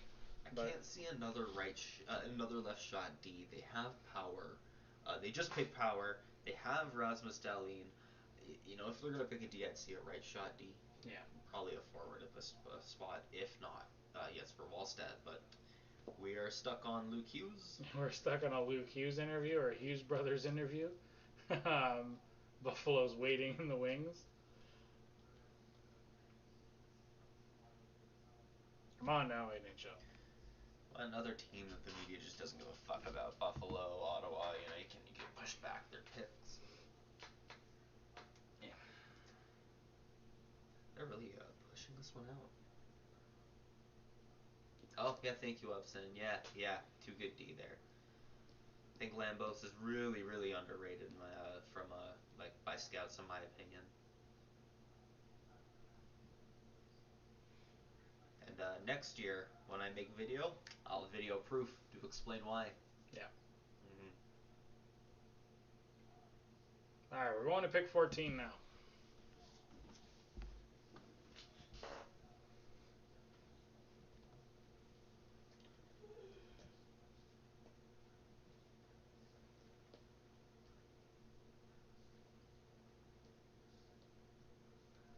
And Jerry Fortin, one of the 6 scouts in Buffalo.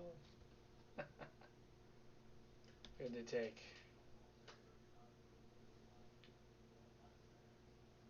Isaac Rosan. Wow. What I like Rosan too. I had him ranked higher than I drafted him in my mock draft.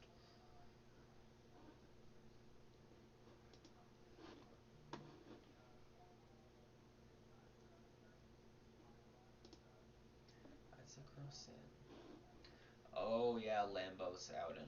Now that makes sense. Yeah, if you when you play in Europe, you know your stock is gonna kind of just drop, right? Like you're gonna get less attention on you. You know, there's a lot of guys who could probably, every year, like especially like look at my list of Russians, like a lot of them can go higher, but because of that they're in Russia and under scouted, they're gonna go a lot later than Canadians or Americans playing in this system. Yeah, Carson Lambos is definitely getting overlooked because of that.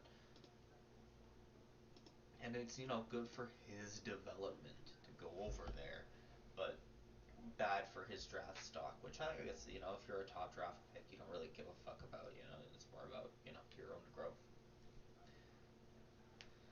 Wallstat, M15, alright. Because, Dallas could use a goaltender, sure. Which team couldn't use a goaltender? Man, teams are so weird with goalies in the first round. We were right about Nashville taking Askarov at 10th last year. 11th? 11th? 11th. 11th, yeah. Oops.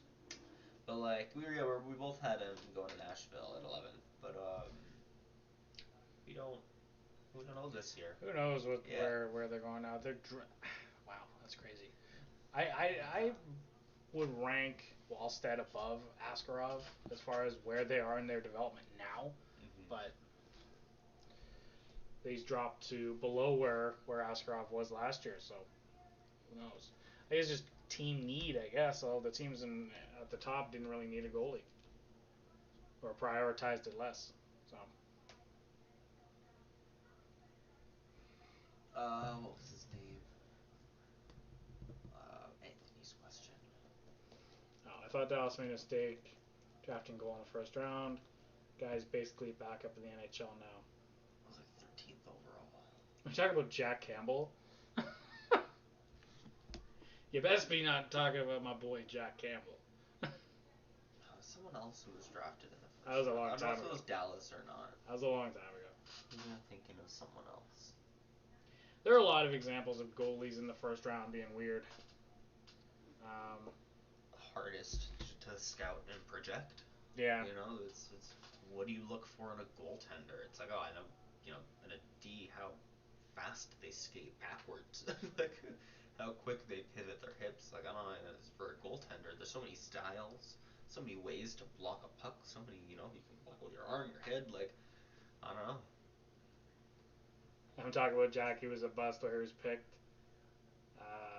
But now you have to admit he was overdrafted. But I think that I think he's a little bit more of a late bloomer. Like if he, takes Toronto's goal for the next 4 or 5 seasons or whatever, and is their number one, he just was a late bloomer. But yeah, a little bit overdrafted for sure. And goalies, it was 10th, right? Yeah, 13th, 10th. Yeah, it was pretty high. It was in the top 15 pick. Hey, go Caps. If he blooms in his 38. Oh, there's a trade. Dallas traded their 15th overall pick. Oh, we have a trade to announce. Oh, wow. All right. Yeah, so just trading down, probably. Don't like what they see. Welcome back, Go Caps. Appreciate you coming back, hanging out with us. Imagine getting Wallstat, having the opportunity to draft Wallstat at 15, and being like, I don't like what we see here. Not much, man. We're just having fun watching the draft. It's been crazy. A lot of guys that have kind of surprised us. Most notably, Tyler Boucher at 10 for Ottawa. Yeah, we had a little bit of fun making fun of that for a little bit, but still a good player. Yeah. It's a good time.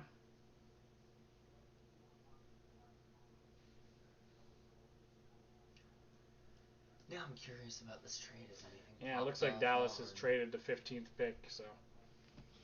Any news on Cap Friendly's updated on? Florida trading up to get Wallstat? Yeah, that'd be pretty funny. When they do have, Spencer Knight. I don't see it. I think they have their goaltender of the future in Spencer Knight, and they're probably not going to take a risk, when they could pick someone else, so high. I don't think they'd take him. I could see whoever is trading to this position to pick Wallstead, though. seeing that pick, seeing that he's still there, calling up Dallas back, hey, you're still picking, he's still available. I'll trade. I'll give you a guy. Because this is a little bit outside the realm of where I thought he would be. 15 is a little low. A little bit of a drop for him, and if a team really, really likes him, trade up. Trade up to get him. Yeah, Casa could fall to the second round. Good. The way this is going. Good at this point.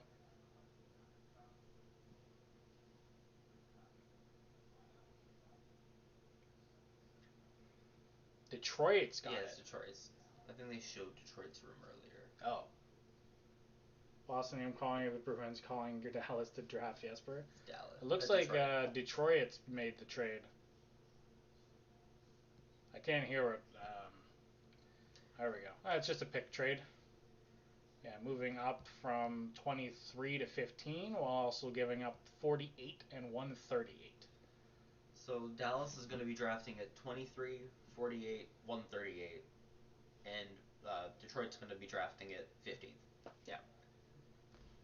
Could he be going to Detroit anyway? Yeah, it keeps dropping. I had Wallstedt going to Detroit at 6, so maybe there's like screw it. Yeah, and they're like, you know what? They had a tough picking Edvinsson over Wallstedt. They've got their deep scouting in Sweden, and he's dropped this far. They've called each team along the way, saying, "Hey, are you willing to trade?" And Dallas is the first team saying, "Yeah, I'll take 23rd. You know what? Fuck it." Chaz Lucius, Atu Ratu, a guy who we thought Dallas would be taking at this pick, could very well be, available. Could be one of those or guys if not, a guy who's similar or better, or on that kind of level. There's still Lysell. Hasn't been picked yet. Fabian Lysell could be the guy. There's a lot of really good options here at 15. There's a good trade up, I think, from Detroit. Stevie Y showing he knows what he's doing again. That's a good trade in my opinion. That's I'm 23 solid. to 15, giving up a couple later picks. That's fine. So I guess we'll see if they take someone dumb. Yeah, my Leafs are tomorrow. Go Caps. Detroit not calling Same. Ottawa at 10 and saying, that kind of deal?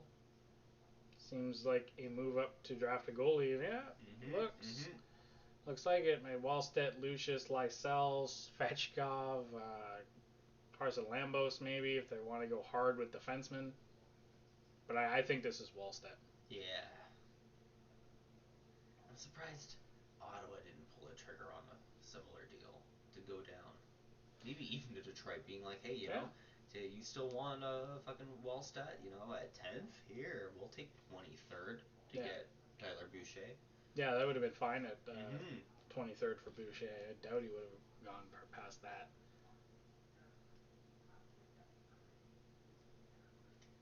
They're still on the clock. I guess they're thinking about it. And maybe Ottawa was on the phone trying to make that deal with Detroit, and Detroit got a better deal from Dallas, and last second just kind of pulled out on Ottawa, and Ottawa said, fuck, we're stuck with it, and they tried to get down. Still, it takes the winter to draft that spot. Boucher. There's Detroit's pick. Boucher. Could go off the board too, who knows? Mackie They had 73rd, right? Like, I don't... If they trade up to draft it down, that'd be weird. Yeah, that'd be weird. Yeah, you're right.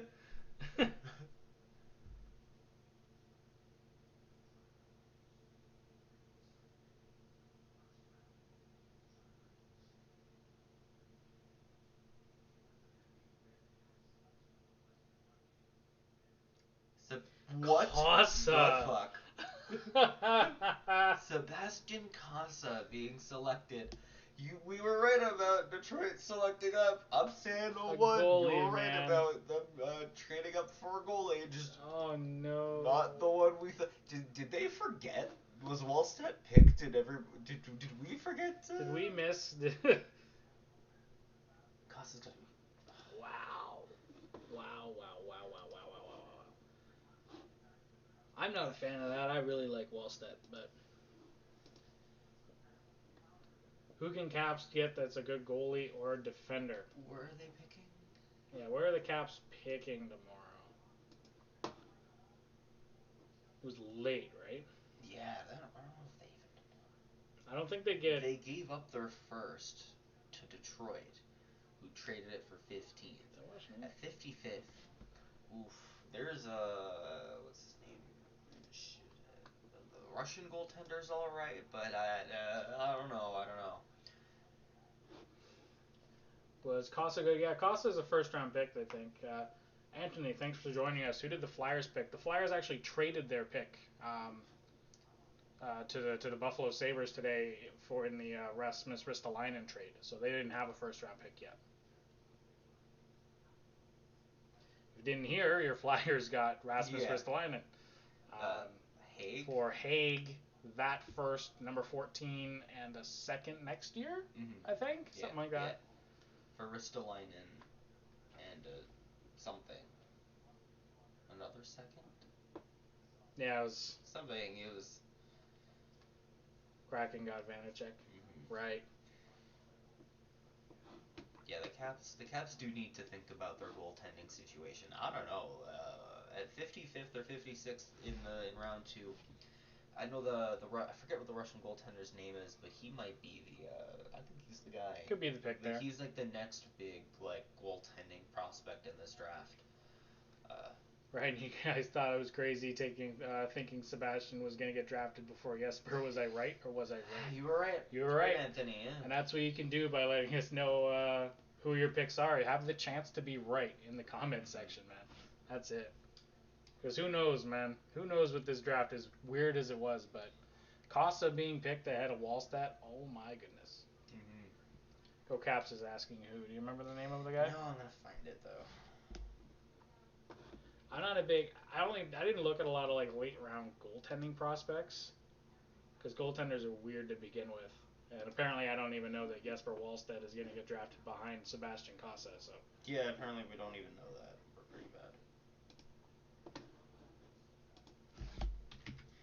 bad. The name's Kirill Gerasimyak. I am gonna copy and paste that. Type one. that in the chat. That's a mouthful.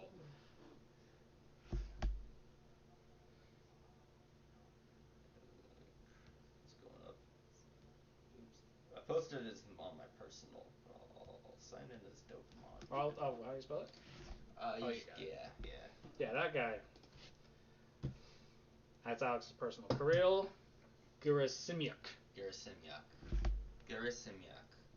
That's the Russian goalie that could go kind of second, third, mid-round. He's an early third, late second, and there's a lot of hype on him. I don't think there's one, but if they're gonna pick one, that's who it's gonna be in that spot. But I don't know for Washington, because go Caps. As a Caps fan, I guess they're drafting for goaltenders. That might be the guy. If Wallstedt keeps dropping, maybe they'll trade up.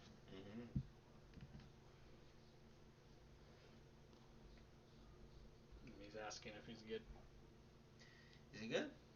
He's all right. It's hard for goaltenders, when you watch him play. Ovi hasn't signed with the Caps yet. That's a big deal. For Kirill Gerasimyak, it's at that age, I think he might go in the third round. I don't think Washington's going to take him at 55, 56. He'll probably drop to 70. That's why a lot of goaltenders drop into that third round, just because it's just hard to tell. Of course he's good, but how good will he be? Can he stop a 95-mile-an-hour slap shot from the blue line? We don't know. He's only played, against kids, who are much younger with slower shots, and the puck moves a lot slower. So it's tough. I mean, just because they don't pick him with their second round pick doesn't mean they don't pick him later. Yeah, they could get him with a third round pick, maybe even the fourth if he's still available. But I know second round, third round is going to be just a complete mess. So, and it'll depend on what happens today too, right? So maybe someone we had in the top 20 really starts to slip into the second round.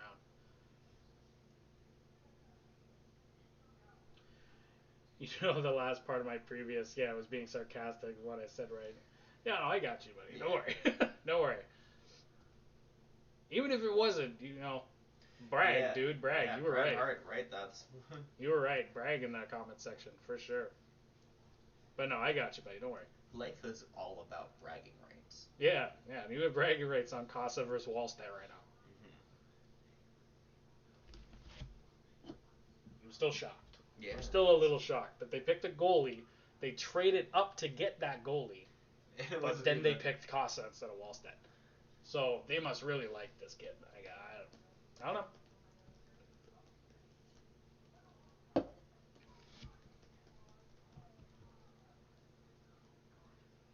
I just think Wallstedt's so steady. I can't stop talking about that guy. His like clear potential to be a starting goaltender. Whether his ceiling is the number one in the world, maybe not, but like his floor, guaranteed you have a starting goaltender here, and that's hard to pass up on. I think my prediction is going to be correct too. I think Boston's going to choose Jesper to replace Tuca.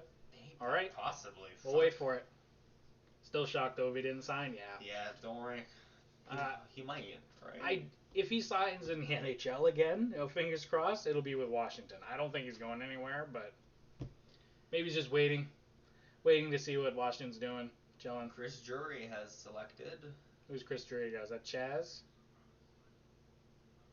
Brennan Othman. Yeah, I recognize any of these guys by their faces. 21, yeah.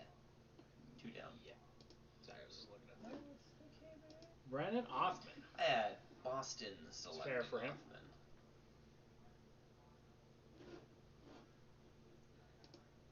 Yeah, I had Florida selecting Othman, I think. 24. Yeah. 16 is good though. I'm not mad at him going to 16 there for sure. Othman, the Rangers, yep. That's a good pick for New York too. They need, that's kind of secondary scoring kind of player. They have all these big draft picks, the Lafrenières, the Capocacos that are like trying to, be top line guys. Othman is a really solid middle six guy you can hope on. So Rangers fans should be happy with that. I'm a bit surprised they didn't take a center like Chaz Lucius. Yeah, me too, a little bit. At this spot, but I had him at center. I think to tie together the wingers that they have, Lafreniere, Capocaco, like he said, one more center there, but Othman, he will, really solidify that forward core going forward.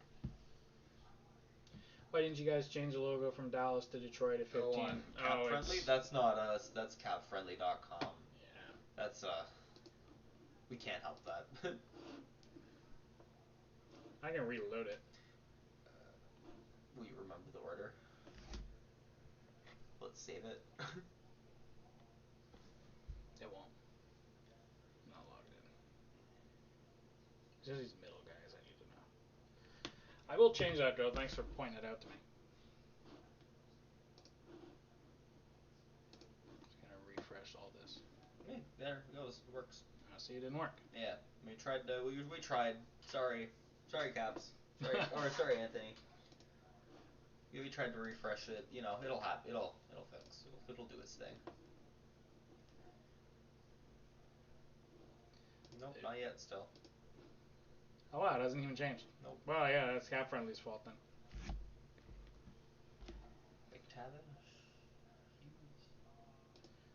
Mctavish, Hughes, Johnson.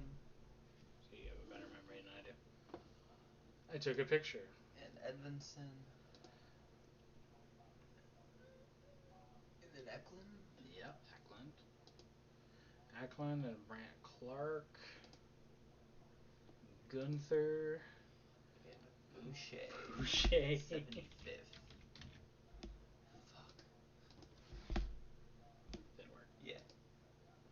Boucher. Yeah, it's not changing. That's weird. Sillinger.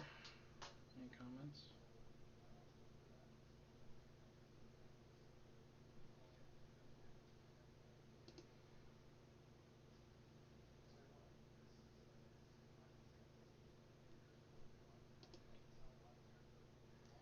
Seeing Casa or Cosa and then Othman.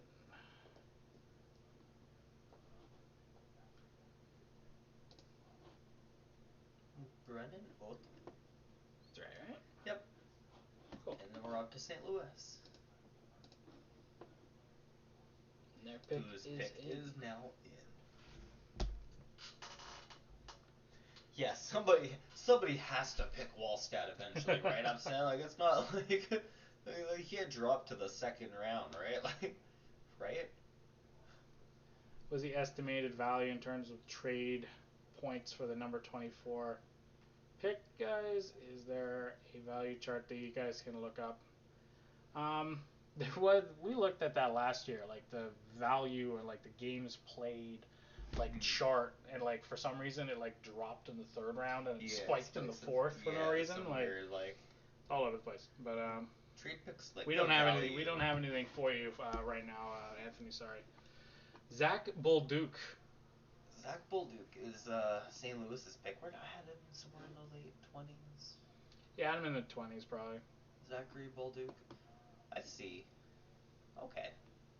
Okay. Yeah, I see you. I see you, St. Louis. That's a good pick there. Maybe they could use centers. I get it. Samsonov gets traded. Oh, Vanacek not being there. If you trade Samsonov, who's your goalie? Mm-hmm. That's tough. If you didn't really like what he's showing you in the playoffs, then you gotta do something there.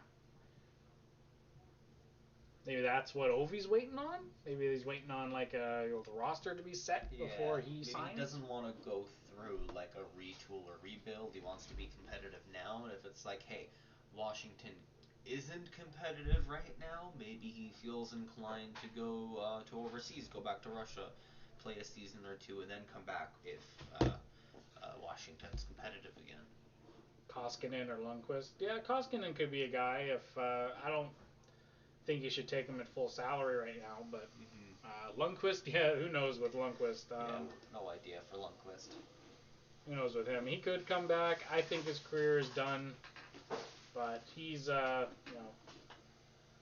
he's a madman. So if it was up to him, I'm sure he'd want to be back. I don't know if Greg Anderson's going to come back. I think he's officially retired. He did say at the end of 2020, Anderson was like, I'm retiring. And then Washington offered him a job, and he's like, all right, I'll play 5 to 10 games. He didn't really play a lot of time. He did play really well, but he is also just a place goaltender.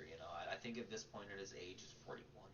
Yeah, he's like he said, fuck it. Like, what do you guys think Jesper has fallen so far?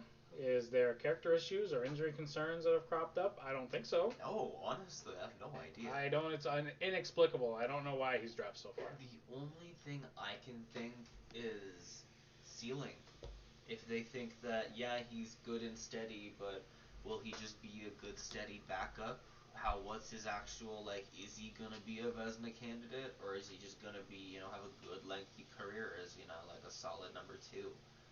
Some guys are like that, but I see I think he'll be a starter. Like, I see the potential here. I don't know why no teams have. I don't think he's going to Winnipeg, and I don't think he's going to Nashville for these 2 picks. This is just a Wallstat watch. Right, yeah. And we were talking in our mock draft. I can see, because of this goalie carousel, a team who's willing to make a move on a goaltender and pick him up in the draft. Like Detroit, who got Nedeljkovic. Maybe they thought, hey, I will take Wallstat at 6th, but then Casa at 15 if we can't, I don't know. And maybe the value on a goaltender drops, but seeing Casa go at 15, it makes me realize that, hey, maybe not. The value for a goaltender is still pretty high. I see Lambos going here, says. Yeah, you had Lambos. Upsand saying that? Yeah, Upsand, and you had Lambos. I had Lambos in my mock draft here, so you and I are on the same page. I had Lambos going to Nashville, because Nashville knows how to get the best out of their team. This is a good spot for Lambos to be picked, I think. Winnipeg needs defensemen, so if they think that Lambos can come in and do the job for them like soon, then they'll probably pick him here. Oh, Lysell. My mock draft is Lysell. Lysell is still on the board, isn't he? Oh, Lysell is still here. Like, if to replace Blake Wheeler And going Lucius. forward. Yeah, Chaz Lucius either. Lysell, Lucius, or Wallstat. Like, I don't know about Lambos then. Like, Perfetti and Lysell will be a sick pair. Yeah, they would. I think It's that's American. Chaz. Is that Chaz? Is that our boy? It's Chaz. That was horrible. We should be fired for that. Yeah. Chaz Lucius here going. It's right about where I thought he would go. Perfetti and Lysell. Oh, that would have been a good combo. Nasty. Yeah, Chaz Lucius. That's why I used the Mika Kiprusoff comparison, because Mika was never a Vezina candidate. Ooh, Yeah, but he that's was a good one. That's a good comparison. Yeah, I do like that one to Mika Kiprusoff. Yeah. No, I don't think I disagreed with you. I said Anderson and Lundqvist as my comparison. I guess Anderson having never been nominated for the Vezina either, so same vein as you. I got that. Or Foucali, Zach Foucali. He's not I don't think he's an NHL guy anymore for you. I didn't even know he was in Washington's system. I'm not gonna lie. Or are you talking about something else? He is still in the system. Wow. Yeah, I don't think you should be relying on Phoenix Copley or Zach Foucali as your goaltender of the future. I hate to be blunt. He's actually never played in the NHL, Zach Foucali. Had a good year in Hershey, though. 11 games. I don't know. I wouldn't put your faith in Zach Foucali, but Lucius will be getting set up from Perfetti a lot. Yeah. That'd be a good combo for those guys. The next, Wheeler Shifley kind of combo top line. I think we were talking, was it Chaz Lucius? We said that we could see being, it was Ken Johnson, I thought, as being on the wing. Yeah, I think Lucius is a centerman. Yeah, I definitely see Lucius being a centerman as well. I also just made the Shifley Wheeler comparison. I don't think he's going to be a top line center, so don't take me out of context there. But could be a good middle six center for Winnipeg in the next couple of years. Be good. Replace a guy like Paul Stastny on your second, third line. Could be good. Heads up for Chaz's brother Cruz next year, the winger. Chaz Lucius has got a brother named Cruz Lucius. Yeah, Chaz and Cruz Lucius. Cruz Lucius has got to be the best hockey name I've ever heard. Cruz Lucius. I'm getting excited. I think my mock draft is going to be correct when it comes to my Panthers drafting Atu Ratu at number 24. Yep. Yeah. Could be. You've been right so far, man. I like that for Florida, too. They have that finish 1, 2, 3 up the middle. We were talking about that during the expansion draft with you, I think. We were like that idea as well. Can you do me a favor and do some watermelons for us? You're the best. The next pick I'm going for a sesh break, too. Yeah.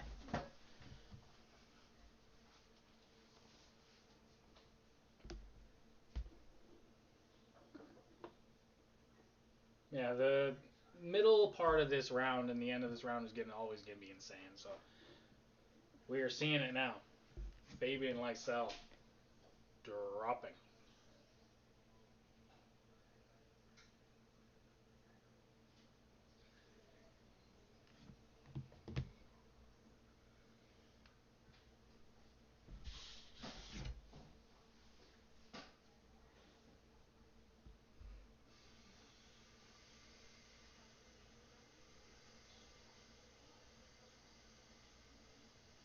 Yeah, well, you'd like it for the Panthers, but being a Leafs fan, you're going to hate it?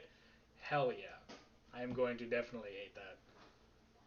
I'm not excited to play this division next year. Being any team in this division is going to be tough. Even the Lightning. Lightning, Panthers, Leafs, Bruins are still going to be decently good. Montreal is in the finals. It's going to be nuts. I hate the Bruins and Pens. I hate the Bruins. I'm not a huge Pens fan or hater. I'm very neutral on them. I got every pick right so far, said by no one after pick 2. Yep. Me and Alex got our first 2 picks good, and we're locked. We're set. That's it. Yep, that was... We're retiring. That's it.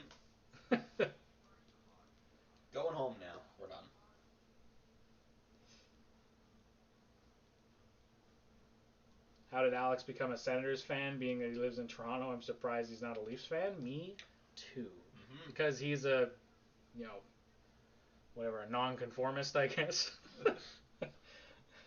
Why did you become a Sens fan? I have to hate things that are Yeah, universally loved. exactly. He's a hipster. Now, what was the actual reason? In the early 2000s, I watched the Toronto team and I'm like, not a fan. You're a big fan of Daniel Alfredsson too, right? Yeah, I love Alfie. Daniel Alfredson's one of my favorite players. So is Erik Karlsson. Robin Lehner, I loved him since he was drafted. Yeah, sometimes you just end up being a fan of a different team. When I went to university, I met Alex, and my roommate was a Habs fan, so it was Leafs, Sens, and Habs. All under one roof. All under one roof. It was nuts. It was a bloodbath.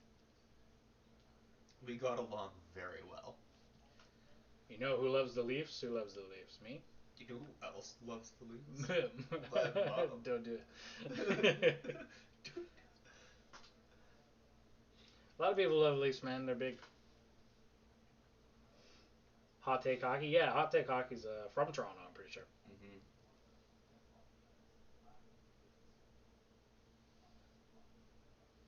Never met him, but he seems like a good guy. I know he blew up last year a little bit. He was a YouTuber from Toronto. Yeah, look at these picks, man. Woo.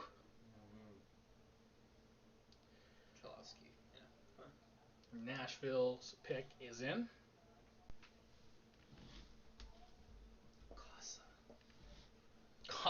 Casa at 15, man. I can't believe that Wallstadt's going to slip outside the top 20. Wow. I think Edmonton, and if does he Nashville slip? He doesn't slip by Edmonton, right? No, right? Like the joke was that Casa doesn't slip by Edmonton, which I thought he was going to, but Wallstadt to slip past Edmonton, even they didn't think that was going to happen. Why do we have Steve Yzerman talking when Nashville's picks? The NHL needs to take a page out of like the NBA and the NFL drafts book. We don't need to talk to the GMs and the coaches. It's been 2 hours. We just want to get through and talk to the kids. Talk to the kids, man. I want to get their takes, not Stevie Y's. Yeah. I mean, he's busy too, so stop bugging Stevie Y. Yeah, you can talk to him later. Yeah. The post draft media, there's always going to be a thing where he explains why he took every pick. Every team's going to have that. Go Caps 12 likes. Yeah, man, appreciate that, man. Whoever's in here liking the video, we really appreciate that. It's a huge way to help the channel. Definitely Alfredsson over Marian Hossa. It's an easy one. I was told to hate Alfie because I was a Leaf fan, right? Yeah. But I respect him as a player. Really good player, both of those guys were. My God, look at the state of this board. Here's Nashville's pick.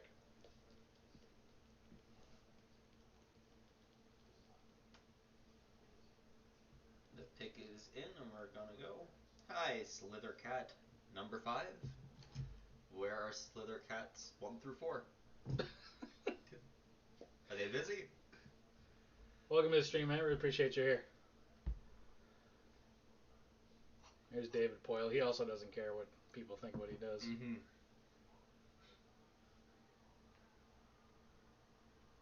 Ooh, big ear.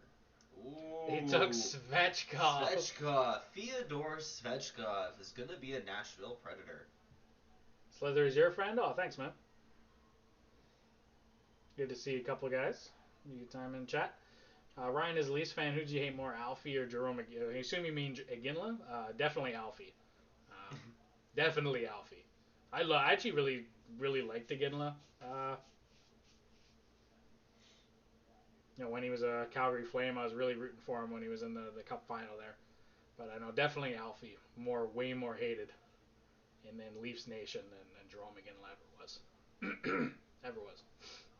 And who was it earlier? Was it Anthony saying you like Svechkov? Yeah, if you wanted to learn more about him, this is your opportunity. 19th overall is the first Russian this year being selected. Yep. Fyodor Svechkov, go check out. I made a video on him. I had him ranked number 5 among Russian skaters. And also had him going a little bit later. Yeah, I had him going 22 to Minnesota, but Nashville taking him here is not that crazy. I had him ranked early second, but I had him mock drafted 14th to Philly, but they ended up trading that pick, or 13th to Philly, but they ended up trading that pick. So doesn't matter. Yeah, 14th. Now are we finally going to see the Wallstedt pick? I mean, who else would Edmonton pick here? Like, they're looking for wingers, and Lysel's still on the board. Lysel or Wallstedt, this is just the wait. This is how I felt waiting for Noel Cumler last year. Yeah, like, similar. Lysel's gonna fall out of the fucking top 30. It's gonna. Yeah, it's Fabian Lysel dropping this far too is a little bit crazy. I have a friend who I knew from high school. He's a Maple Leafs fan. Him, actually said he hated the most were the Sedins. Yeah, I mean, there's a rivalry, just an inherent rivalry between Vancouver and Toronto. Like, just from like, the cities, like, hate each other for some reason. Yeah, the Sedins. Sedins were up there. It was the Sens and the Habs, though, were the rivals, especially the Sens, right? I grew up, I was a kid in the late 90s, early 2000s, so the Alfredsons, the Heatley, Spezza, Alfie era, Havlat, Chara when he was there, Wade Redden, and from Montreal like Saku Koivu and Kovalev when he was there, the Kostitsins a little later. Like I had a lot of guys that we hated on. I had a lot of Leafs friends who are friends of mine, and we all like to hate on those teams, specifically in the Montreal Canadiens and Sens. How does it take Edmonton this long to decide on Wallstedt?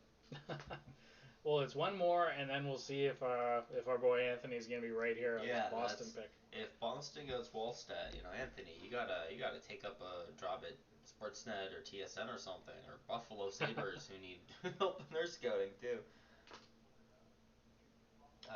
3 years, 5 years, I don't remember. Big Z playing Ottawa, traded Boston. Let's check. Played 4 seasons. Yeah. 4 full seasons in Ottawa. Yeah, 01 to 06. One was there was a no year in the middle there. I don't think he was traded to Boston, right? Was he traded or he just signed there?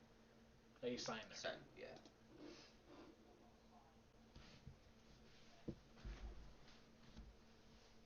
Big Z was good in DC. Yeah, he was good for. Yeah. If he decides to come back, that's probably Yeah, Big Z is he's a good part of your decor. Like he still can play. He's not going to be the same kind of offensive guy he's been in the past, but he's a good skater still. Can shoot the puck like nobody else in the league still, but a little less mobile side to side. But he's still a good guy in your decor. Yeah, he's played through many eras played through 3 different decades of the league, right? Like 90s to 20s and 2010s, 2020s. Like he's fucking Mounston. Yeah, it was he's been playing hockey for so long. Yeah, for a long time. I think it was heard a stat this year that Joe Thornton was the only player left in the league to have scored in Maple Leaf Gardens. Whoa. Right. It was he's like a couple of these guys are it's been around a few minutes. Is Foucali good? Foucali was a top pick. I think we talked about him a little bit before. Mm-hmm. Zach Foucali what was his draft pick? He was picked in the second round by Montreal. 2013. But Edmonton's traded their pick. To Minnesota, who had the 22nd. Foucali might be, I wouldn't rely on him being your next starter, but, a guy who can, maybe, start some games for you, split, back up. He had in 11 games this season in Hershey in the NHL, he had a 932. So Okay, this is the Wallstat pick, though. The Wild traded their 22nd and a third rounder for the 20th, just to move up two. I had Minnesota selecting Casa, and I think that if you're going to move up two spots like this, you have someone on your fucking mind, and you're taking Wallstat. wait, Patrick Marleau hasn't scored in Toronto. That's crazy. Out of the golden era of Sharks hockey, Jumbo Joe's the only guy to score in Toronto. I mean, specifically Maple Leaf Gardens, like the old arena. Toronto, I think they've all like Chara, Joe, Marleau, they've all scored against Toronto, but I thought specifically in Maple Leaf Gardens, I think it was Thornton. Yeah, let's go. Is the only guy left in the NHL to have scored at the old building for Toronto, not the Scotiabank Arena, the original 6 building. They traded for this pick. How long does it take them to pick the guy they traded for? Well, you gotta wait a little bit. What if someone wants to like, oh shoot, now Boston's going. Offer. Oh, I really, Boston, goes to him like we were gonna take Wallstat.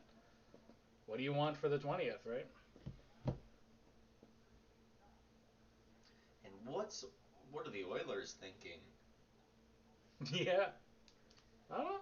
They just didn't want, maybe they think Lysel's gonna slip past Boston. And every time that there's a move here in the first round, it's just going to make Pierre Dorion look worse. Chara scored a huge playoff goal for the Sens in Toronto. Yeah. It was years ago, but yeah. Yeah, that was a long time. It was 2005. I'm trying to remember. I don't. all those series that ended up in Leaf victories, but I think I remember what you're talking about.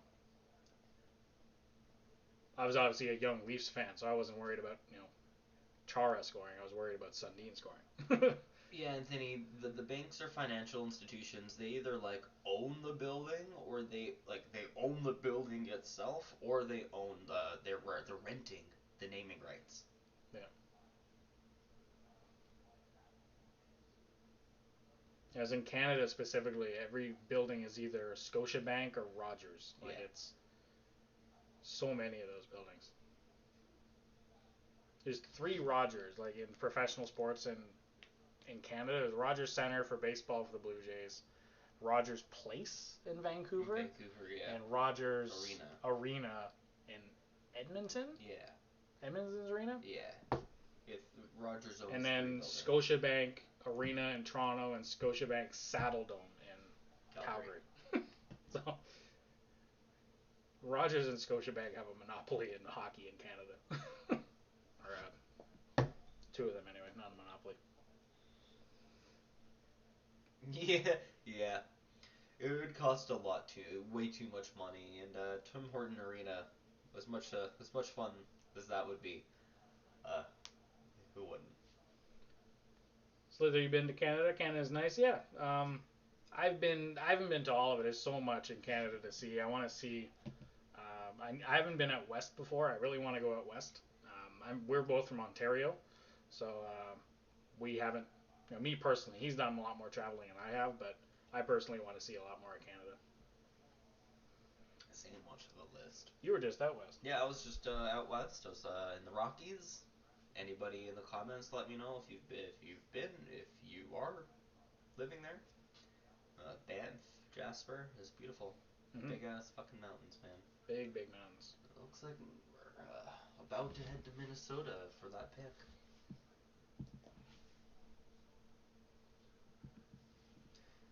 Newfoundland? Never been to Newfoundland. You've been to more places. You've been to a place that we haven't been. Yeah, I've been to Ontario and Quebec. Obviously into the States a little bit, but Canada, just Ontario and Quebec. Canada's so huge. It's so big. There's so much to see up here.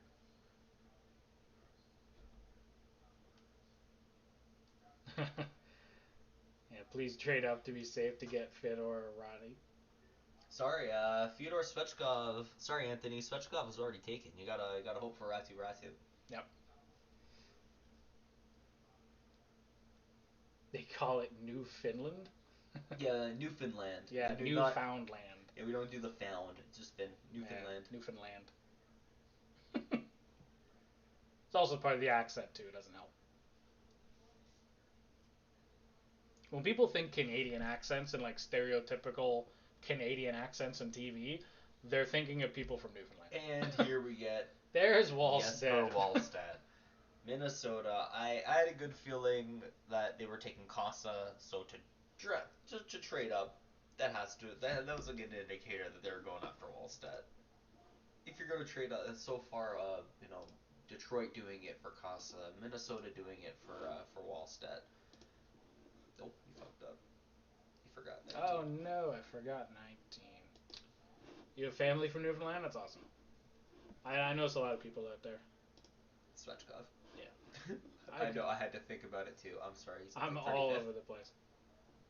Svechkov and Wallstead. Wallstead to Minnesota at number 20. Yeah, Upson, I agree. If you check our part 3 of our mock draft, I have Minnesota taking a goaltender. I knew that they needed a goaltender. A lot of people had this pick being Costa to Edmonton, so seems only fitting. And now we have Boston on the clock. 3.5 minutes. Sorry, Anthony. Jesper Wallsted's not going to go to Boston. Yeah, so close. And this Edmonton logo, their Cap Friendly's bad at changing it. That's really Minnesota. Mm-hmm. But picking in Edmonton's spot anyway.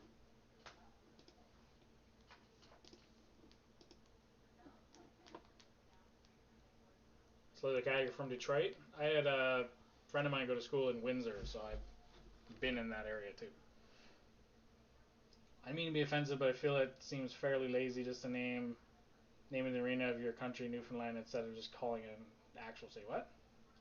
Fairly lazy naming the area of your country, Newfoundland, instead. Oh yeah. Yeah. Yeah. No, it's a. Yeah. Sorry, I didn't understand what you're talking about before. Yeah, it's I guess it's a joke. Yeah, right. Let's just call it a place. Let's call it place. Well, the whole town. What was the whole? I don't know if this is actually true or not, but like when settlers landed here, Canada was like native or something in their language for like town or village, and then the settlers like came here and thought the whole land was Canada, but when the natives were just talking about a specific village. Right. Yeah.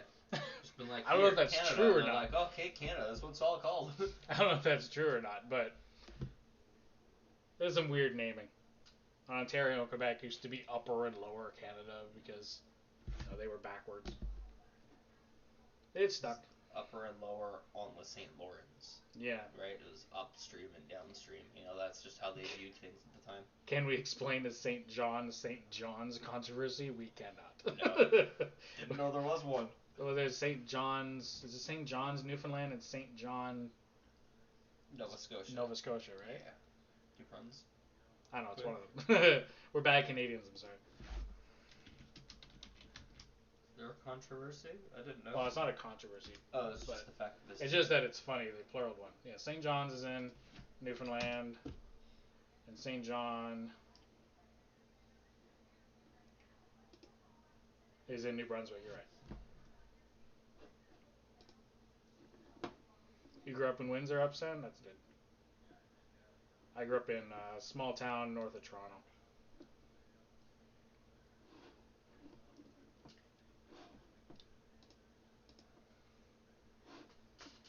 There's a neighborhood in St. John called Indian Town, which is supposedly set to be renamed.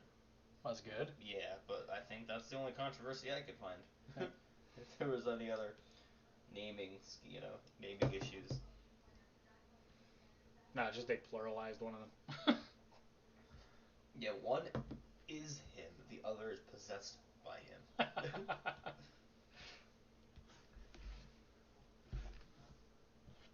Originally from Michigan, somewhere near Detroit, yeah. Yeah,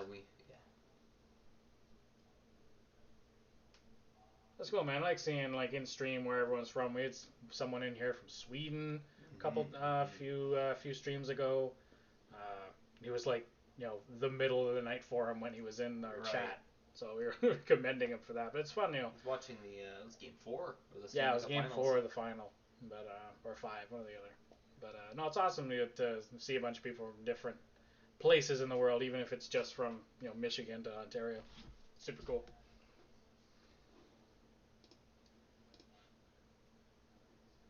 Wallstedt. Can't believe he dropped Jesper that. Wallstedt. Minnesota. That is. Can't believe he dropped that far.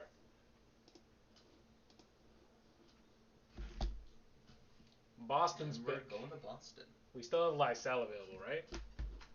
Yeah.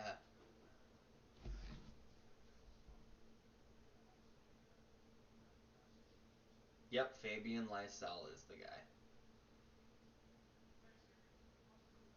I read the lips. Yeah. Yeah. Fabian Lysell to Boston, and he does not look very happy. I don't think it's reached him yet. Yeah, the news hasn't hit him.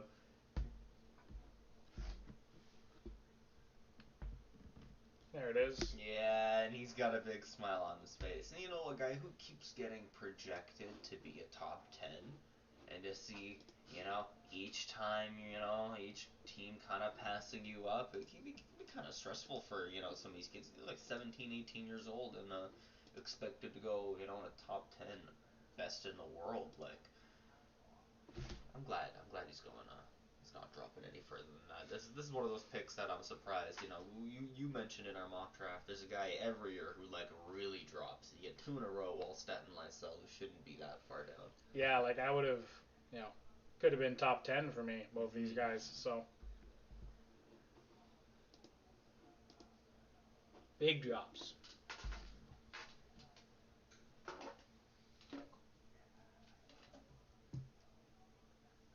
You got a session? Yeah. Take your time. Alex taking a break for a few minutes. Is it just me? Tell him I'm doing drugs, don't mind. They probably heard you.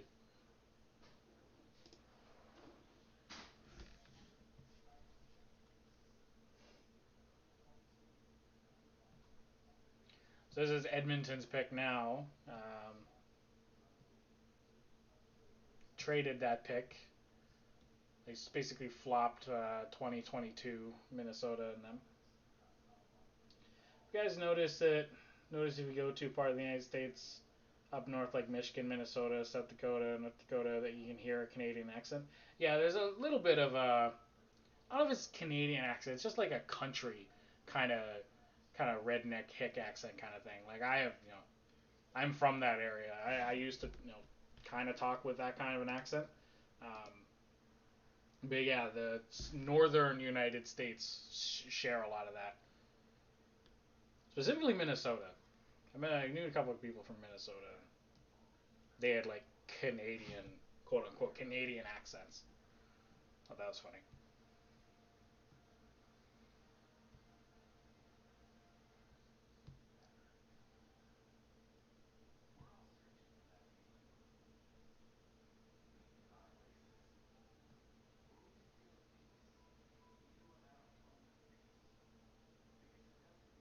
It's not everyone too. Like people in the city, like there's a lot of diversity in Canada when you get closer to the city. So there's all sorts of people, all sorts of different accents. So there's not really one Canadian accent when you're talking about like a population the size of Toronto. But when you get further out, you can get some fun accents.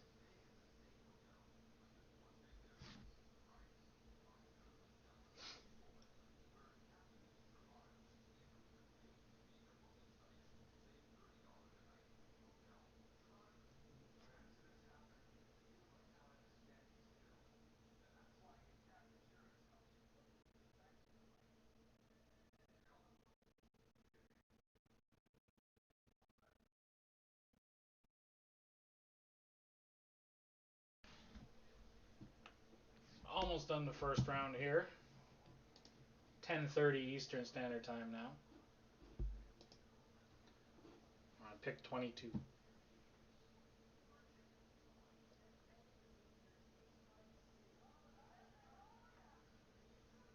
Yeah.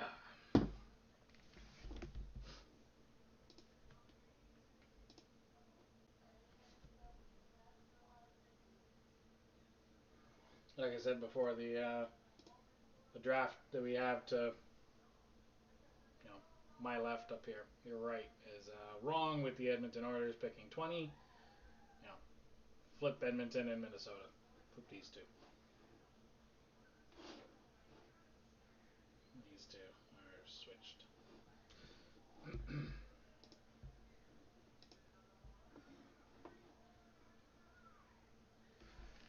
I know you said that between like 23 and 50, you can expect some old guys to be drafted in the first round, but you'd be shocked if Samu Salmainen gets drafted in the mid 20s tonight. I wouldn't be shocked, no. I'd be a little surprised, but I wouldn't say shocked. I think I'd have him ranked somewhere in like the late 30s, early 40s, so it's not that much of a stretch, to be picked in the 20s. If that's a guy that you like for Florida there, Anthony, that could be a guy for sure. But they're still because the draft is so weird right now. There's a lot of good talent that I would pick ahead of Salmanen, but could be a good one. Yeah. Here's Edmonton's pick. We've seen way too much of Gary Bettman tonight. Boo, Gary Bettman. Boo.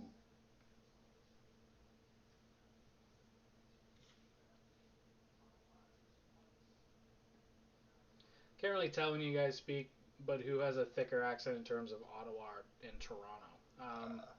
Pretty similar. It's pretty similar, yeah. We lived together for a while. We kind of developed a lot of the same expressions. Xavier Bourgault. Ooh, Xavier Bourgault. For Edmonton. That's an interesting pick. I had him going 31st to Montreal just because he's fucking French. Yeah, just because of the French connection. No, I wouldn't say either one of us have an accent, Anthony, but a friend of ours has a really harsh, like, Valley, Ottawa accent. My God, Stu. Yeah, he's actually been on the channel before if you go way back in our videos, but he has a really, really, really thick Valley accent.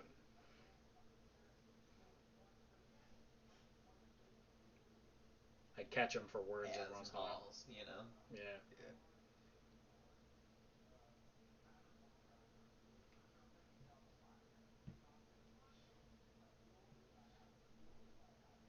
Yeah, for about us, though, it'd be closer to Toronto. Yeah. The way you say Toronto is pretty much your accent. Say Ottawa Valley accent, would you compare to the Valley Girl accent in California? No, not like that. It's a comparable. I don't even know what a comparable would be in the States. More like Midwest. Yeah. Rather than like country, He's not country. Yeah. It's a little bit more Midwest for you Americans.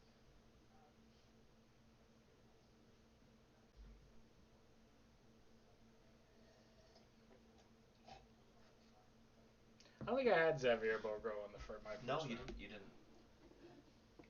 And I only had him out of the second because he's French and I couldn't decide for Montreal. And I'm like, fuck it. I'll take a French guy here. He's a guy I thought could go up here, but I have him ranked more in the second round. But Can I see your list again there? That's pretty. What, this? Yeah. This is just a handful of guys. Yeah. I'm just making sure Sean Barons isn't above Jack Pert. No, I don't think this isn't a rank. Oh, okay. Like a mid Yeah, you do have your first. Like this is just how I ordered. We didn't even have Sean Barons on your list. No. I looked at him. I had him. Yeah, on like the watch, right? On your potential first rounder. Ratu or Salmanen going to be Ratu. number 24? Yeah. I'll say Ratu, but who knows? I don't know anymore. No, I keep seeing trade, and I'm like, wait. Yeah. No, it's just the one from earlier. It's just the one from earlier. Bourgault to Edmonton is a solid pick. Yeah, I don't mind it. I don't mind it for sure. I think there were better players on the board, but I do like Bourgault here. 22 isn't a stretch. Lambos is still out here, right? Yeah. Yeah, Lambos is still here. Kulemans, Chibrikov. I have a feeling Chibrikov might go to Yeah, Dallas he'll be a little now. later. Yeah. Tuamala. Ratu, Dylan Duke. I really like Mackie Samoskevich and Logan Stankoven.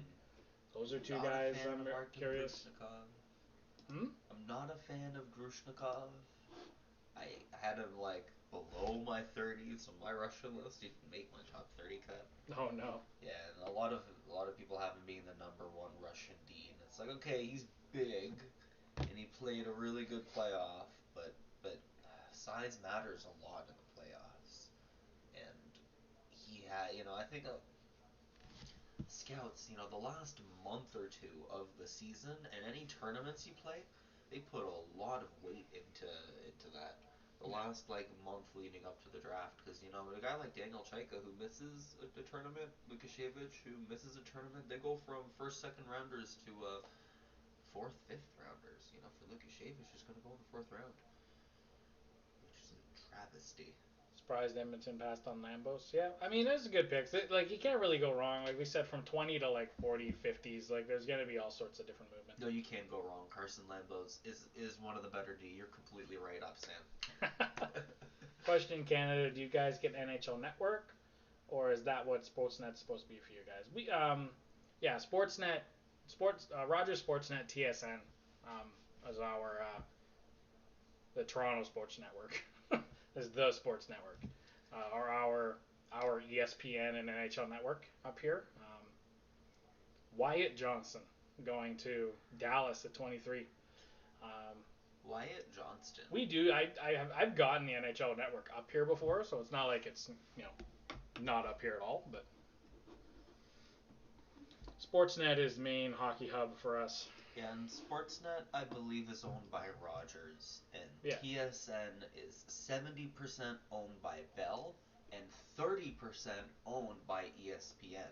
So ESPN still has their private ownership interests in Canadian corporations, like in our telecommunications and stuff. But it really is just Rogers and Bell up here as opposed to ESPN. Now I'm saying it's going to be Carson Lambos. Could be. Yeah, I didn't see Wyatt Johnston either. He wasn't on our either of our first round picks. So. Yeah, I didn't have the last two guys picked. I didn't have in my mock draft in the first round, but would have been in my second if we had done one. I didn't see that pick. Yeah, I didn't see that pick either. But Florida's on the clock now, Anthony. What's your final answer? Is it Lambos? You know why he wasn't on your list? He didn't play. He's an OHL kid. Oh. Yeah. Is this the first OHL selection? Mctavish. Right. But he played in Switzerland. Yeah, he played. Did he just not play at all? Wyatt Johnston did not play except for the U18s when he scored 2 goals and 2 assists. For the Americans or Canadians? Canadian. He's Canadian. Yeah, he's a Canadian kid. And he didn't play. He didn't have a regular season, so you did not get a look at him except for at the U18s. He looked good last year. He's all over scouting boards from 30th to 100th. 102nd. I guess if you think you like what you see out of him, he's a guy who have to check him for next year. Right? Yeah, he's one of those guys you got to put on your watch list for next year to be like, okay, how well does he actually do? Does he drop? Yeah, Hoffman was OHL, played in Europe. Yeah, all out of the OHL, they had to go to Europe. Yeah, right. Brant Clark too, but Wyatt Johnston didn't. Just stayed here, chilled, hung out, had a good time, partied. And then he did obviously played for Canada at the U18s in April. Yeah. In April, so was it later than that? Early May. I'm stuck. I don't know if it's going to be Ratu, Lambos, or Salminen. Yeah, those are all three of those are going to be good picks here. I still believe in Ratu. I think he could be a really good player for a team. So Florida picking him here. It's Carson Lambos. Yeah, but Carson Lambos, I think it's time for the Lambos to be picked. Yeah, and then 25. I have a good feeling about Nikita Chibrikov for Columbus. Some Chibrikov action, maybe. They've had a couple picks now, right? So it's Yeah. Did they take the defenseman yet? They took They took Kent Johnson Center. at center, and then who was there? Who did they pick at that 12th spot? They took over Cole Sillinger. Sillinger, another center. So they haven't taken the D. And I know that Columbus between I think it was only in 2019 is the only like they took one center in the third round, but they haven't taken a center. Didn't take a center in 2020. So as far as center Catching up. prospects, Catching up for it, I guess.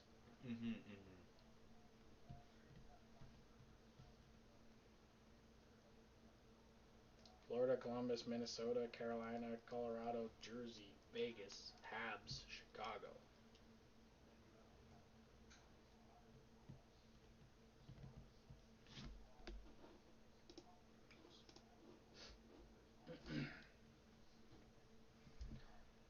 Florida with 51 seconds left on their clock.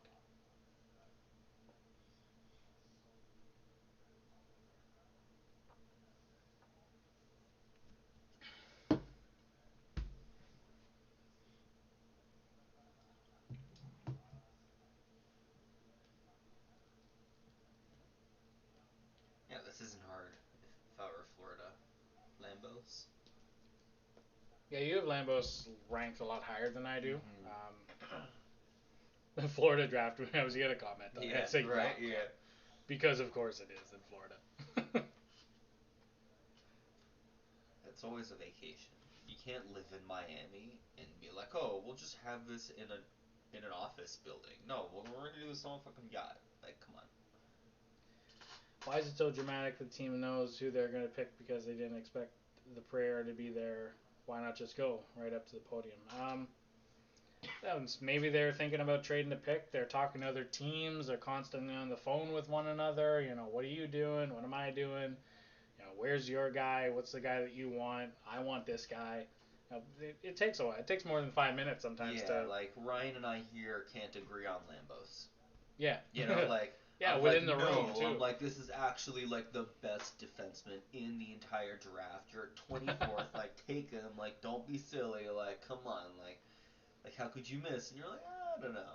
And right when you're a group effort, it can be really difficult to actually make that choice when your job's on the line. Yeah. You know, like if I'm like Lambos and you're like, okay, Alex, you know we're gonna take him, and he's a bust, I get fired. Yep. And that's it. And your career's over. Yeah, I really believe that Lambo's the top 10 player to come out of this draft. Yeah, he's on the same page, I think. I'm not as much sold on Lambos as you two are. I would maybe pick him here. This is where I would start to think picking him. I think. But yeah, I don't know. I just don't. I didn't like his. It was just like weird. It had a weird skating stride to me. It's very like I thought his skating knock was actually need pretty kind good. of. It's not amazing. He was a good skater. Don't like he's not a Yeah. bad skater, but like His form. his form is just a There's little a weird. lot of skaters with weird form. Yeah. But Svechkov has a weird form. Yeah, Svechkov has a little bit of an over exaggeration when he skates. Like, he'll like throw his arms. It's like, okay, you're not skating that hard, bud. Like, what are you doing? And he's got weird form, you know. Some guys, and I think when you get to the NHL and you have like that professional level of conditioning, you're gonna get the best form out of him. And for a guy who's already a decent skater, if you fix his form, imagine how much better he can become. Oh yeah. Right? Like yeah. I'm a firm believer that if you have the foundation is good, you can fix your skating stride. That's not a problem. But I don't know. To me, he was just never, you know, you like kind of the higher floor, lower ceiling, kind of safer kind of picks to me generally. Depends. I don't know.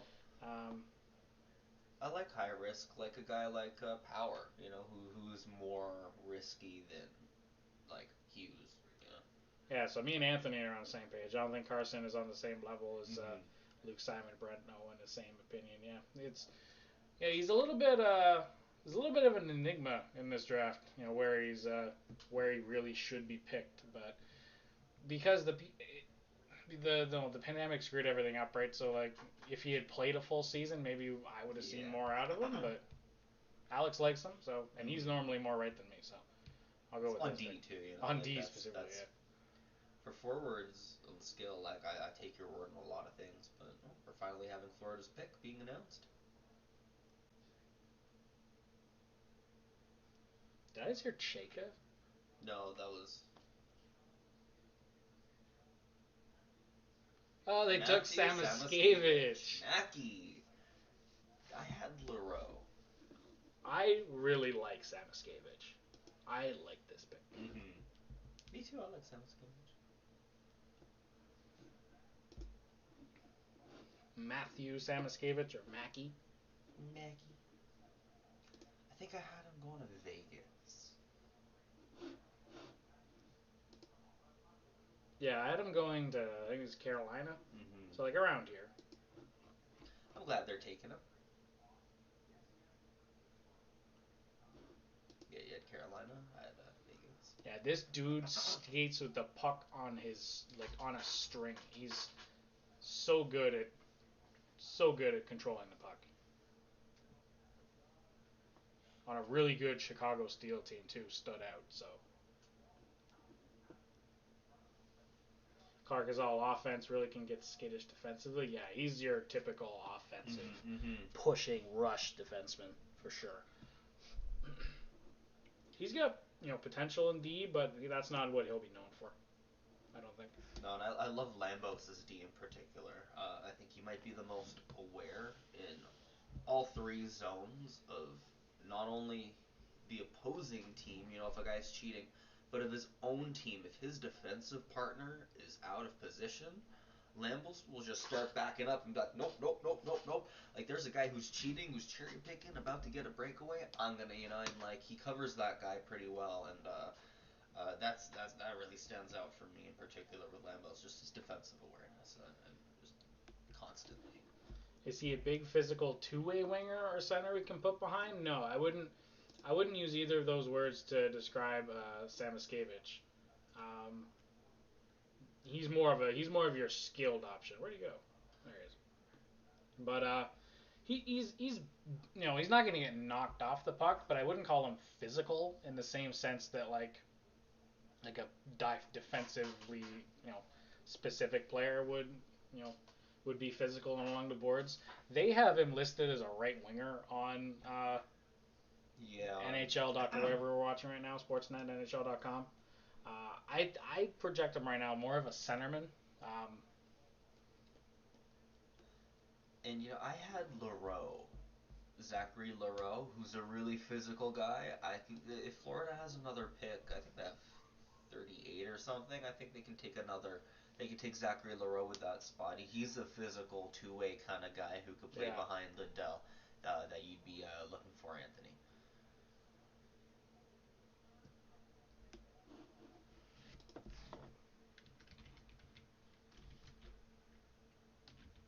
Okay, not a CH. Yeah, I know. Oh my God, where's my back? Ryan. I'm typing. All right. Yeah, I want to look up his size. He's 5'11". He's 6 feet tall. Basically. Yeah. Oh, he's. It's on cap friendly too. Huh? I would have said on cap friendly. I'm sorry. What are you talking about? Like you could have clicked on him here on, seeing the stats and the. Oh, yeah, whatever. Yeah. Searching for him. Let's say that That's was on cute. here. Yeah, doesn't matter. Yeah. Good stats for Chicago. Yeah. On mediocre Chicago team, right? No, the Chicago Steel were good. Are they good? Oh, okay. They were really Okay. good. Like they had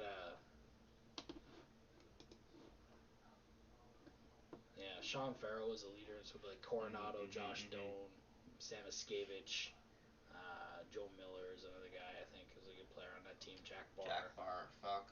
Like I think they led the big team. I think they led their division or USHL division. This guy had like 2 points a game. Yeah, right. Like Farrell. Yeah, Farrell. I don't know who Farrell. I don't know who. He's above major, right? Yeah, he's 20. He was 2020 4th rounder by Montreal. Pretty old too. November, Yeah. 15 days off or a month and a half off of. Don't forget we have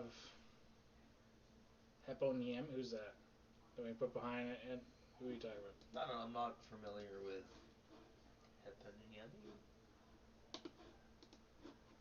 You misspelled him. Oh yeah, Alexei Heponiemi. Yeah, Heponiemi. Yeah, he played this year. Yeah, he played okay. A really good Allsvenskan League stats and AHL stats. Yeah, with Barkov and Lindell, you're looking for depth at center at that point. So you really want deep center. Maybe you take Ratu later if he slips into the second round. Could be. I like Samoskevich. That's a good pick. Mm-hmm. Here's the Columbus/Toronto's pick coming up. And the pick is in. And I have a good feeling about Chibrikov. It'd be funny if in the 20s, 2 years in a row, Columbus takes a Russian winger. Is it rare for teams to have top flight centers at all three top lines? Recently, I guess, yeah. Generally, it depends on how you build your team, right? Some teams build it, they roll all four lines, four centermen equally, and then there's teams like Toronto right now, kind of built as like top six, bottom six. So depends how Florida builds their team over the next couple of years, but yeah, I see like having three centers is like the new meta. A yeah. team like Edmonton that can do Mcdavid, Draisaitl, Ryan Nugent-Hopkins. Yeah, you can do that. Mm-hmm. Toronto a few years ago had Matthews, Tavares, Kadri before they traded him. Good. So it depends on how you build your team. That's all. Columbus is about to select. I had Corson Coolman's going here. Yeah, the season ticket holder. They got a fan to come make the selection. He looks pretty happy getting up.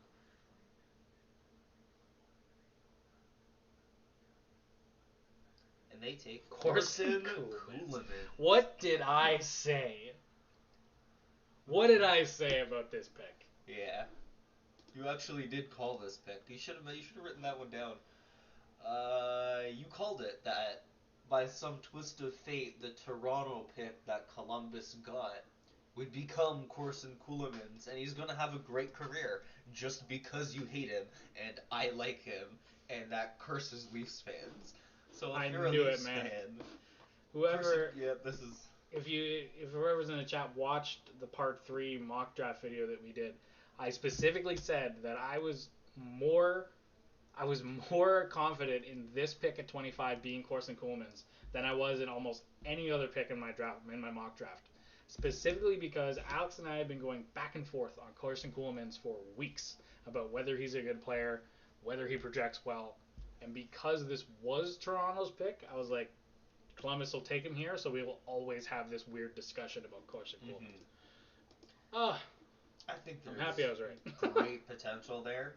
Lacks consistency, but has all the skills, all the tools he needs. And if he can pick up his game, can be the absolute, an offensive, phenomenon. And that's just knew it, man. Who were the top 3 centers for LA back in the day, in the early 2000s? Do you remember? Oh my goodness, the LA Kings in the 2000s. Was that like the Ziggy Palffy era? Ziggy Palffy, Luc Robitaille era? Was that the 90s? I'm having trouble remembering, Anthony. I hope Florida trades up to get Ratu. Yeah, I mean, very well. They could, trade up there at 50-something, so, they don't have to go very far up from how this looks to get them. They can get them in the 40s, early 40s probably. They have 56, but I thought they also had an earlier pick. No, they didn't. That's someone else.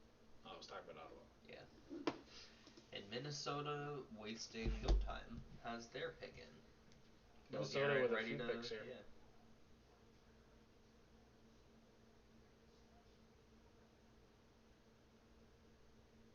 They're getting the kid out to do it again.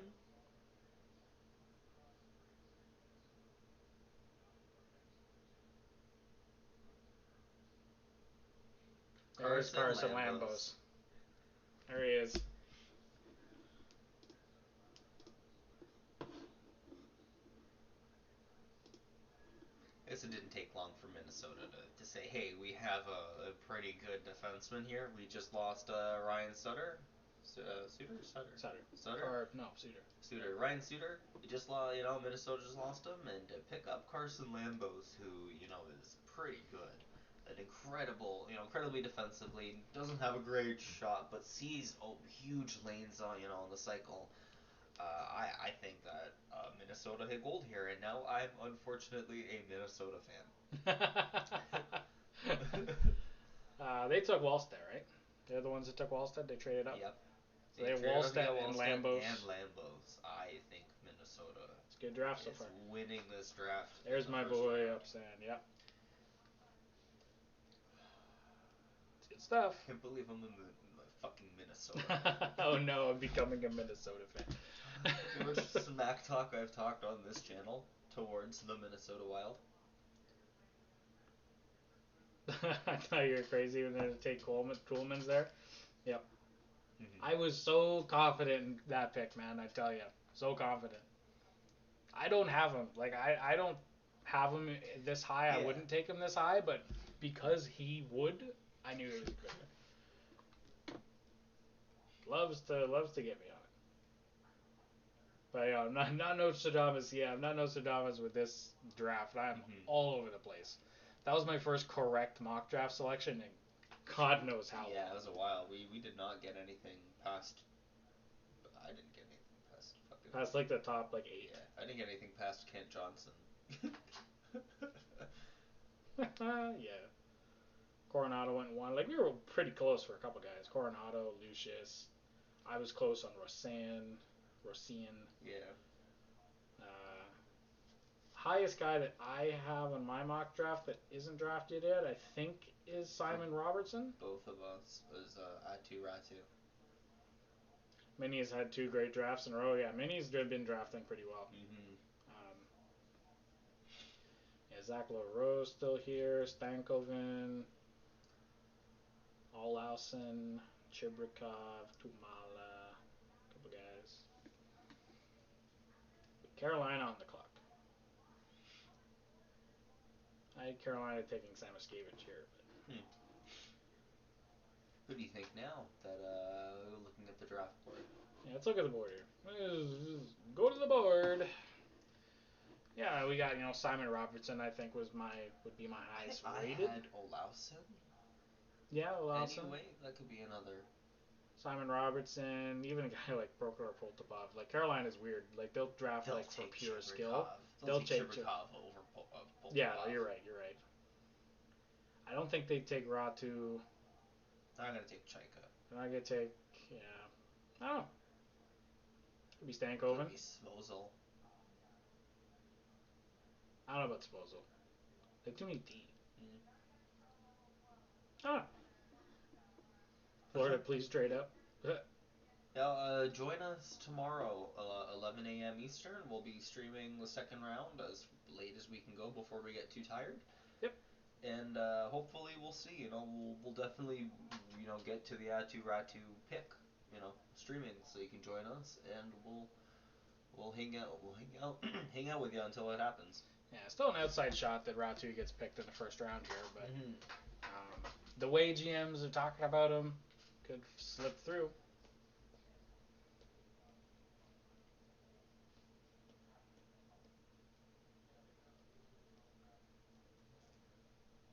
Going over Carolina's last few prospects. Seth Jarvis last year. Ryan Suzuki is a brother of Nick Suzuki of Montreal. The older brother, I'm pretty sure. Yeah. Yeah, it's popping maybe. Yeah. Let's stretch after this. Sit in my chair so long. Yeah, 3 hours of sitting in a chair, do a number on your butt. Yeah. Kirill Kirsanov. Ooh, yeah. That you have here? I like that.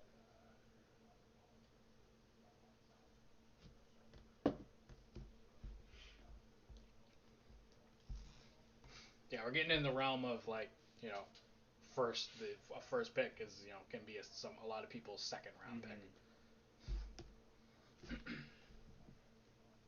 A lot of bleeding into each round here. Carolina's got 6 seconds on their clock. They run it all the way out. Yeah, I'd be unsure too. This is a tough pick. This is where it starts to get.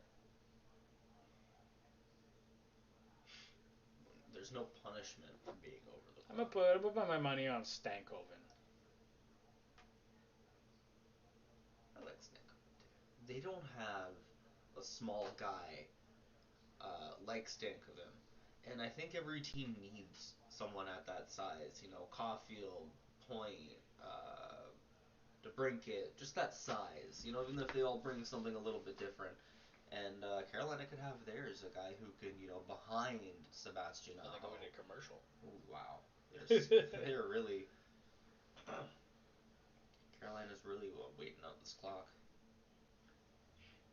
It's not like the video games where you can hit the timeout button, pause, Pause go the menu. go for a pee or something.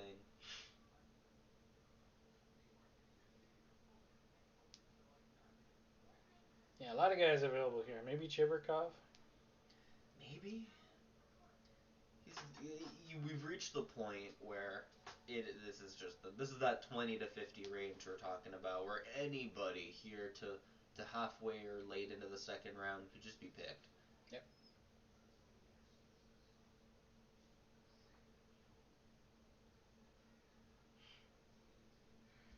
The Suicide Squad too. Yeah, new Suicide Squad movie.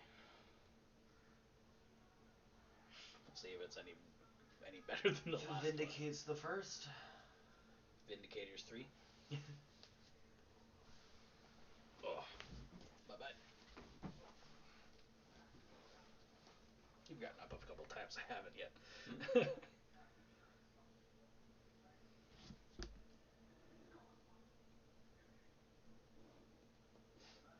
Maxim?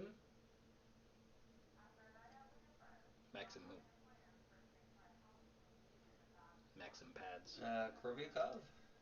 Groviakov, yeah. Is that it? I don't know what you're talking about. Some reason Ratu going to Montreal makes sense to me. Yeah, it kind of center. feels like a Montreal-y pick, I think. Yeah, could be. Or get up. I'll take over, don't worry. Yeah. Eastern. Oh, been sitting for 3 hours, chat. I gotta stand up. Sorry, baby. Oh, stand up for a second. Yeah, for some weird reason I had Montreal taking a weird center, like a different kind of, taking a weird kind of risk on a center. I had Xavier Bourgault. I figured just because he's French, I could have seen Dylan Duke was another one I thought I had a possibility for when I was doing the mock draft.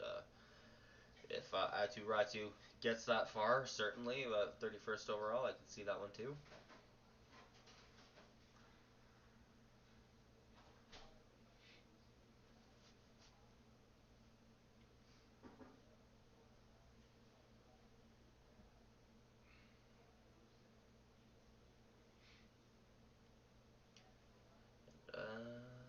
Are we going to Carolina for that pick? Nope, we're doing more random interviews because that's how timers work.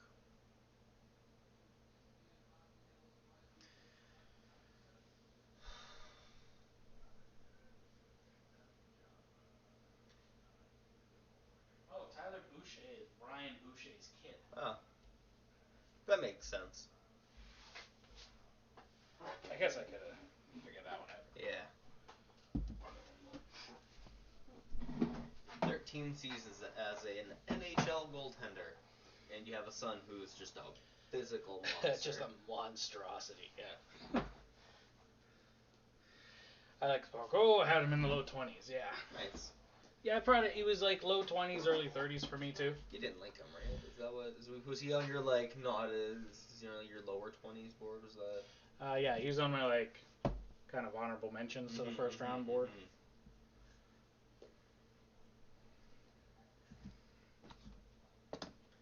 We don't care about Brian Boucher. We care about Carolina's pick.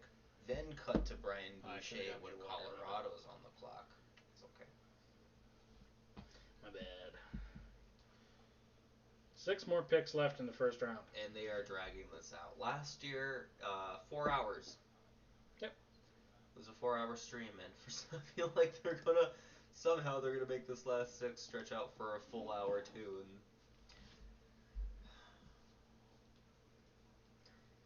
Carolina's been over 8 minutes now.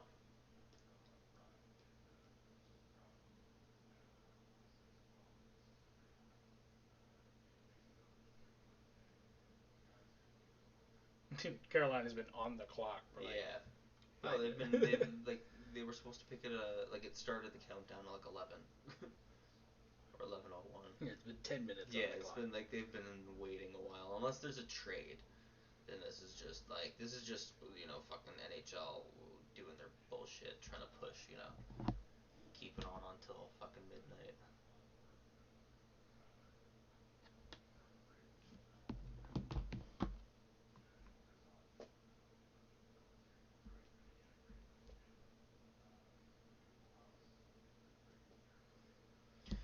Yeah, they're talking about Brian Boucher's house because that's what matters That's what right we want now. to hear right now.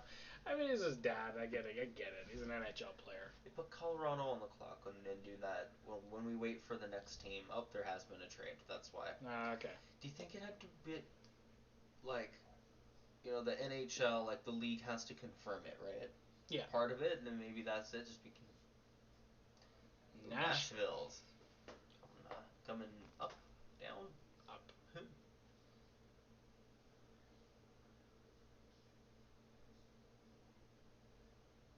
Whoa, pick trade. 40 and 51. Really want someone at 27 here. That's Pick swap. Hurricanes get 40 and 51 for 27. That's smart. That's what Ottawa could have done for Boucher. I'm a really big fan of trading down, multiplying your picks like this. Mm-hmm. If you don't have your guy here, drop down. You can pick two other guys you liked in that area. Why not? Double your projected prospects. One trade. Because I'm guessing Nashville has a target. Yeah. They want someone here who's still available, who they think, won't go at 40. So there's someone like tight, Best Who are you thinking? consensus. I'm thinking Stankoven I don't know. or Ratu. Trade. I don't think they would have traded up to get Ratu. From 40? Who from 40 won't be? Maybe Simon Robertson. Ratu? Anthony says Ratu. Mm-hmm. Me? I don't know. Anybody else? Maybe that's. You gotta be Stankoven then. I don't know. I guess I'd Stankoven going here initially, Mm-hmm. but their pick is in. They didn't wait too long. They discussed it for as long as we did. Has to be the guy they rank high, possibly Ratu. Who else would be rated high enough to trade up for? Yeah. From 40 to 27, so someone isn't going to be there in that mid-second round. They got centerman though. I mean, I don't know. I don't know. We'll find out in a second. A lot of movement in this first round. David Poyle, another guy though who'll just take whoever the fuck he wants. That's not Ratu. No. I don't think. Who's that?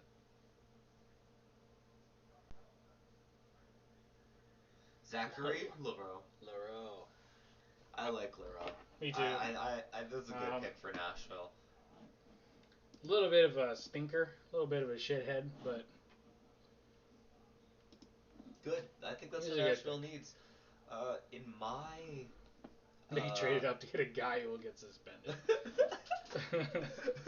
That's a good one, I'm saying. You're not You're not wrong. Yeah. I think he'll reel it in though. I think he has the got away from him a little bit this year, but I think he'll reel it in. He'll get suspended in the NHL, but I don't think it'll be a problem. Mm-hmm. Because it's meant for something that you kind of deserved it, or like the other guy had it coming. I had, if you see my mock draft for 44 suspensions in 33 games. Yeah, it was 13 games total. I think he got suspended for. Wow. That's a lot. That is a lot. I had him going to Florida because I feel like he's a guy who could do a lot of good for a kind of culture change, like bring a winning culture, a good attitude to a lineup. And for a team like Nashville, who is going to go through a bit of a retool, they had a good year, but it's always, every like they kind of know that they're going to have a retool.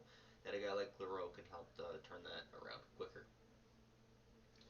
Does Ratu have the skill to move over to wing? I think that's why he's fallen so far, because teams don't have the faith in him to stay at center. And not enough skill to be a winger. Yeah, he's in this weird area for scouts, and for me too. He's a hard player to try to predict what's going to happen with him. He's got all the tools and all the skill level to be a good centerman in the NHL, like a number 2-3 centerman, but he's never been able to put all those tools together and have it result in points for his team. He plays well. It's a strong defensive game. He just hasn't put up the points in the European leagues that was expected of him. Back in the day, it was going to be the first overall pick this year, right? A lot of people said back in 2018, 2019, he was going to be the first pick. Ratu's an interesting case. I'm excited. I'm curious to see what his career is going to be like for sure. They took Svechkov and Leroux. It's pretty good picks for Nashville this year. Good draft for them too. Bolstering their middle six very well. Yep.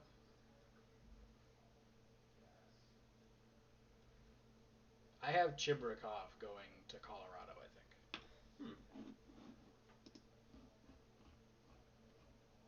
I can see that being a good pick.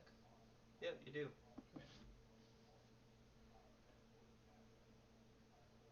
Yeah, my last 5 picks, I haven't been picked yet, so. Yeah, mine with my mock draft, I mean. What is happening at this draft table? They're at a pub. They're at a pub in Colorado. The Breckenridge Brewery. Wow. A lot of people on a lot of phones right now. Yeah, their pick is in. They're really intense in Colorado. To me, I blame the media. I don't blame the player, honestly, because the media is hyping him up to be a first. Yeah, when you were hyped up to be a first and you drop, you're gone. It's hard. Yeah, it's a lot of pressure to put on these kids, man. The people don't talk about the mental side of this enough. It's a lot of pressure to be a first round pick, highly touted hockey player. In hockey countries like Finland and Canada and the States. Yeah, Joe Sakic out here making the call. Chibrikov is a good guess here. Yep. I think it's a good guess. Oscar. Oh, they took Olausson. Oscar Olausson. That's a good pick too. I don't hate that. I had Olausson going higher. Yeah, Adam going. I think. I'm going to Carolina. Actually, didn't you have him here? I think you had him here. No, you had him Othman, I'm thinking, or something. 26. 26. I had him at 26, so I'm not far off. Right, I had him at 27. I thought one of us, we had him in order. Yeah, definitely a Chibrikov. And I have, in my mock draft, I have Samu Tuomala next to New Jersey. But I don't know anymore if that would still be my pick. That's not what I wanted to click on. Pastujov, Simon Robertson is still here. I really like Simon Robertson's upside as a really good defensive winger. Maybe that's who Jersey will take. They had a lot of high offense, high upside wingers. They don't have a lot of wingers of Robertson's ilk. I forgot who I had them taking here. I had the same kind of thinking of a complementary piece. You have Pinelli rather here? than trying to. I do have Pinelli. Pinelli. Yeah, Pinelli. Francisco Pinelli.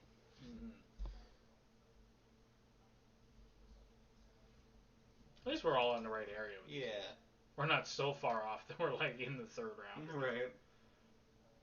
It's like Gunler from last year. I think Gunler was the biggest drop that either of us had from last year. I think I had him at 16th, 17th. He didn't get picked into the 40s. Yeah. That was nuts. at least 4 to trade up to 30. Have a chance to draft Ratu or Kirsanov. I think Kirsanov's going to drop to the 3rd round. Yeah, Kirsanov, I wouldn't worry about being picked in the 1st round, to be honest. Ratu is, who knows? Ratu might get picked here. He might not get picked in the 3rd round. I have no idea. Yeah, I'd Robertson going to Colorado and Pinelli, to New Jersey. Yeah. Florida will still have some good options in the 50s. I wouldn't stress it too much.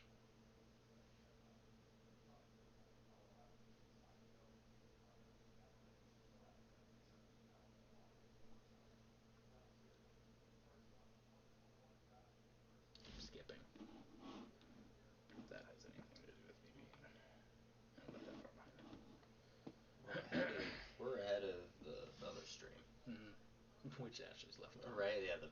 Gone to bed and left on.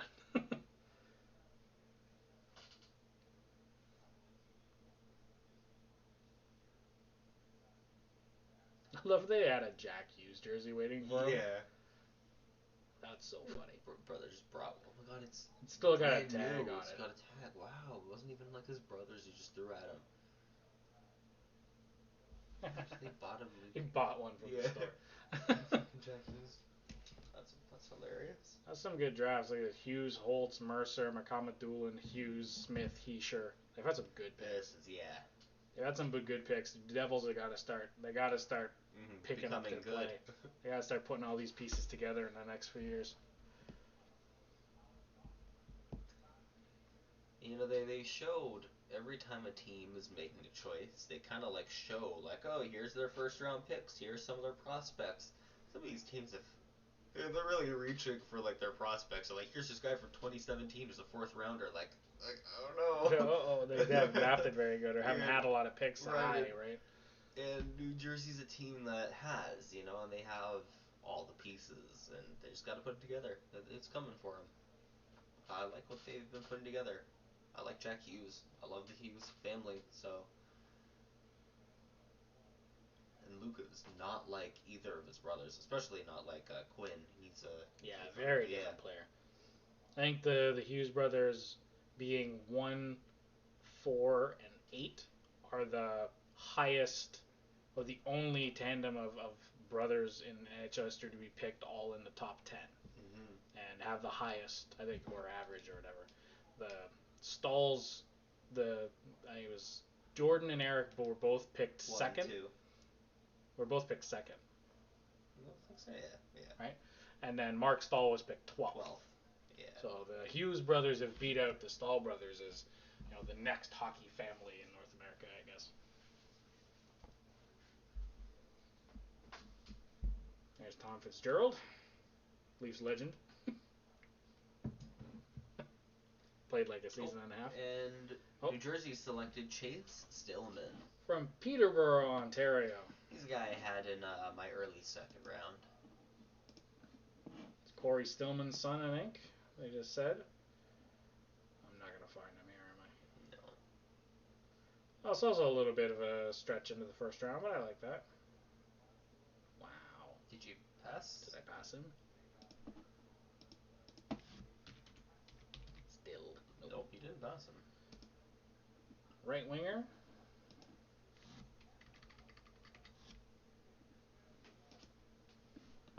This is where I'm surprised. Like Simon Robertson, Nikita Chubikov, Sasha Pastruyov, like they're still on the board here. That this is getting to the point where getting kind of weird.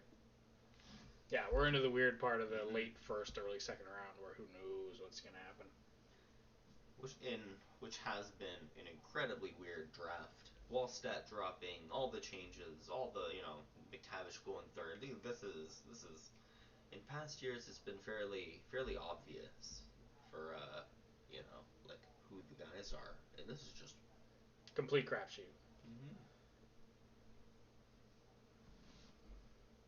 I like that Oscar Olausen pick. The more I look at it, from Colorado. I have Roberts in there. Yes, like, I know, like that's still not picked. Yeah, fuck.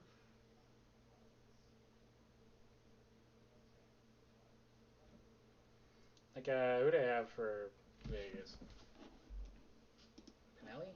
Pinelli for Vegas? you did. Yeah, I have Francesco Pinelli here, and then I had Svozil for Montreal and Chaika for Columbus. And I had.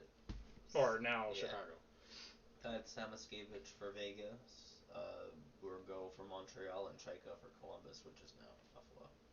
Chicago. All right, yeah, Chicago. Well, I looked there and I'm like, Buffalo's yeah, 33. Right. They traded, so. And I don't know who Chicago picks. This is even. Yeah, who knows? Oh, another Honda interview. Oh, good, with a kid at least. Yeah, oof.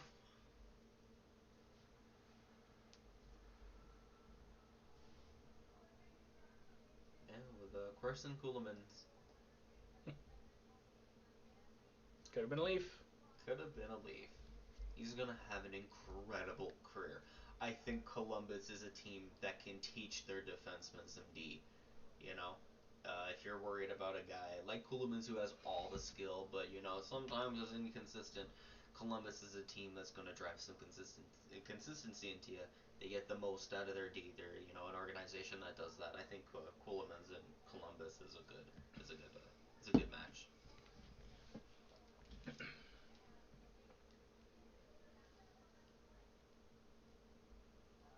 Right-handed shooter, which is big. Mm-hmm. Having lost Seth Jones, they'll get another offensive guy in there really quick, and they've got a solid D-core already.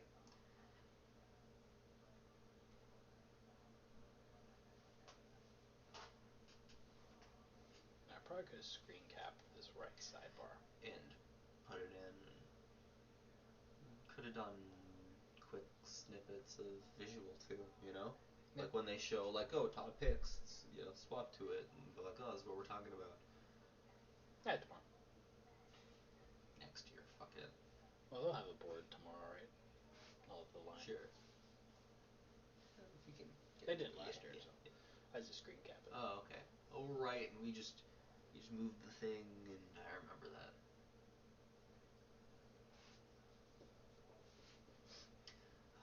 Wasn't kidding about the last 6 picks taking a full hour. Yeah, they like to drag out these picks. Mm-hmm. Well, what are you gonna do? Not wait? You gotta wait. That's what you're talking about is, the Vegas Golden Knights top prospects currently, and 2 5th-rounders. Yeah. In 2017. Right, because they traded, Suzuki, and they traded some guys out, and Cody Glass. yeah, right,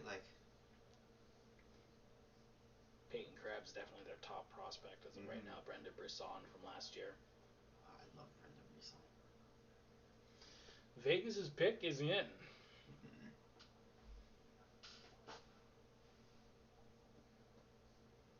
Brisson reminds me of Mark Stone. I love those two. Slow the pace down, stealing pucks in the neutral zone.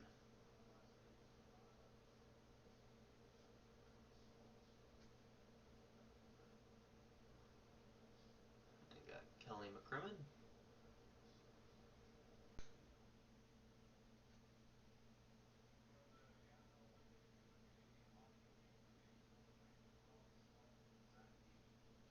Zach Dean. I had him in my... Shoot, I think I had him here at one point. No way. I definitely did. Yeah. I definitely had Zach Dean going to either Jersey or Vegas at one point. Zach Dean took him and out. Dylan Duke for Montreal. But it's one off. I took him out because I didn't really love his upside as a first-round pick, but he's solid.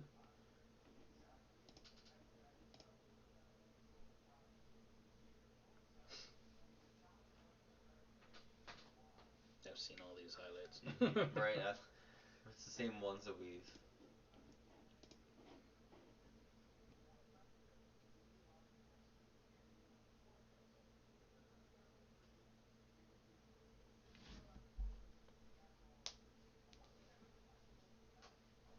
Yeah, don't worry, Anthony. Ratu still out there.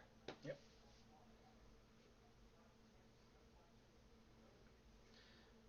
Up saying earlier, he's Feels like a Montreal pick too. So we'll see if that holds yeah. true here. Simon Robertson's still on the board. I think that's probably my top pick. Still on the board as of right now. Nikita Chibrikov. Chibrikov. I'm gonna have Chibrikov. It's between Robertson and Chibrikov because that's just Between Ratu, Robertson, and Chibrikov.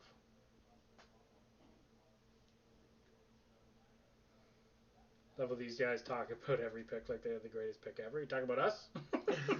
I'm kidding. Yeah, and all these TSP guys, I mean. Yeah. Yeah, I mean they have to hype them up. They're media people, right? So like they hype up the picks so the Vegas fans fall in love with Zach Dean. So it is what it is. Not all these guys are going to be NHL players. So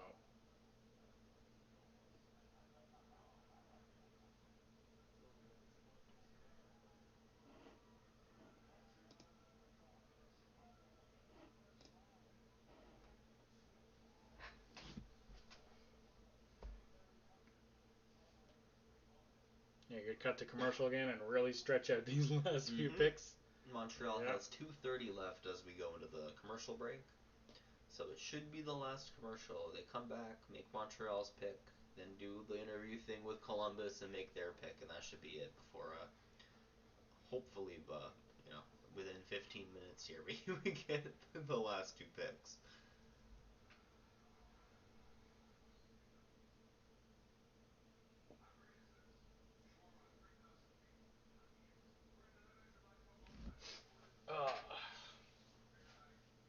Live that thing. Huh? Live. Yeah, try to live it or refresh the whole thing.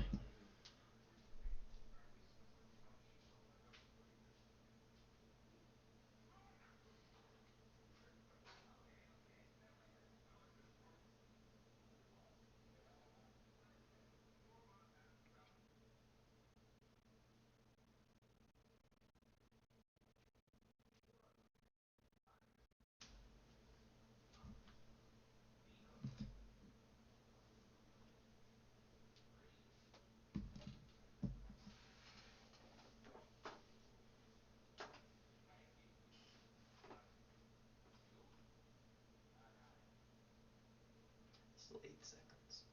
Yeah, whatever. That's okay.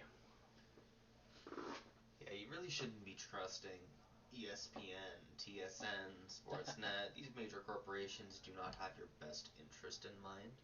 We do. We do. We're not a multi-billion-dollar corporation. We're two guys. Yeah, We're two broke. guys talking about. We're two broke kids talking about hockey. Dopemon greater than ESPN. Dope PN. SPN.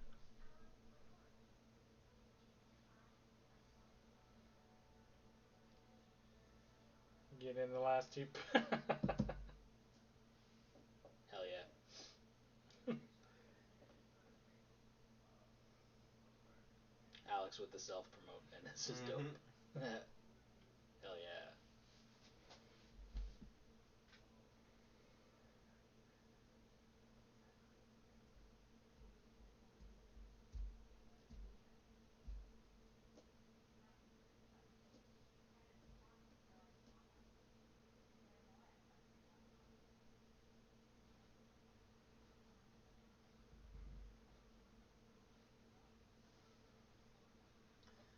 Montreal's timer should be out any second now. They gotta get their pick in, unless there's a trade. I haven't seen a trade up in a few, so maybe. Nope, their pick is in. Second to last pick, first round 2021 Entry Draft. Coming down to it.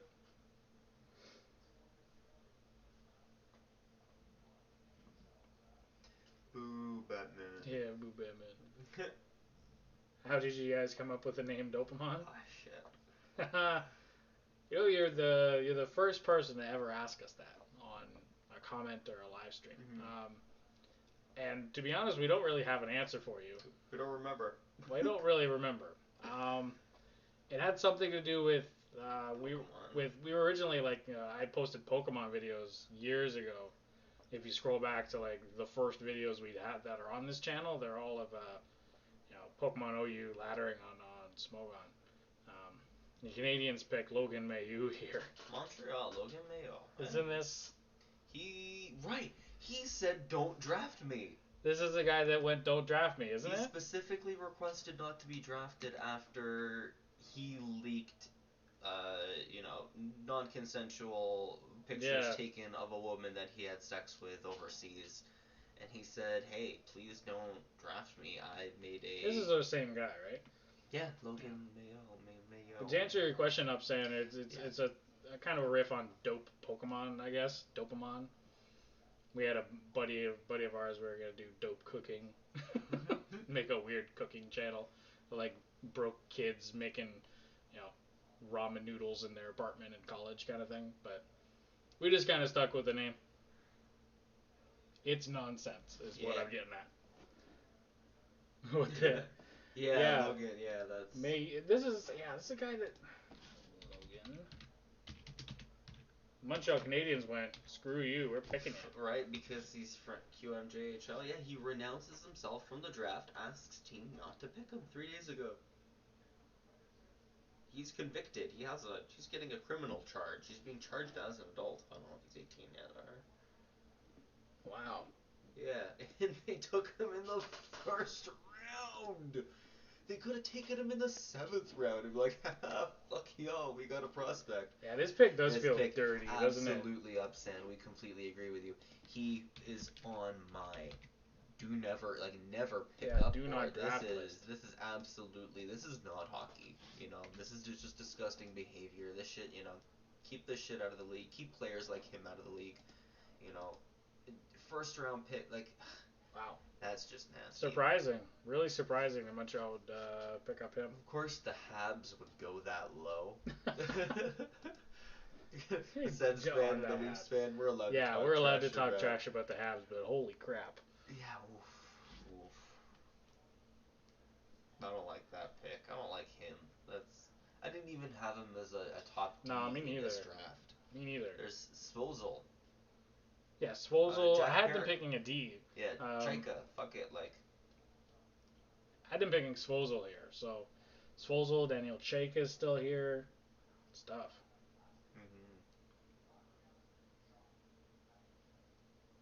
The analysts are talking about how shocked they are too, so they didn't see this coming either. Wow. I wonder what Hockey Twitter's doing right now. Yeah, this is. Hockey Twitter is blowing up right now. He doesn't know it.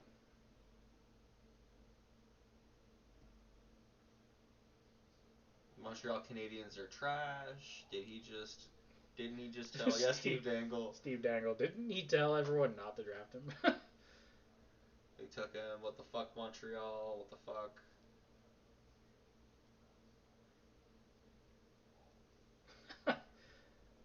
Kevin Holland, the best goalie prospect, fall into his lap and said, "Fuck it, give me the 90th overall pick."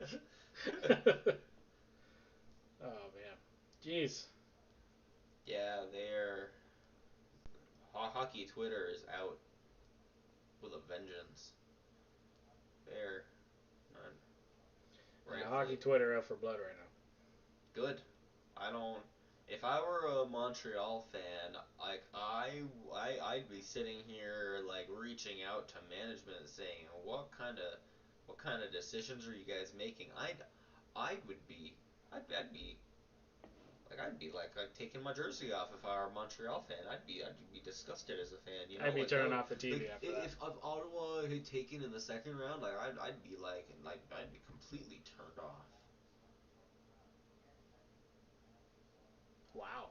Yeah, what a way to end the draft. Yeah, what a really surprising pick. Holy crap. This is as bad as Arizona drafting Miller last year in the 4th round. Yeah, it's pretty close. I'd say this is, Miller had a similar, dickhead kind of kid to be picked. Can't remember what he did, but it was similar. Yeah, now I remember. Logan Mailloux. Oh my goodness.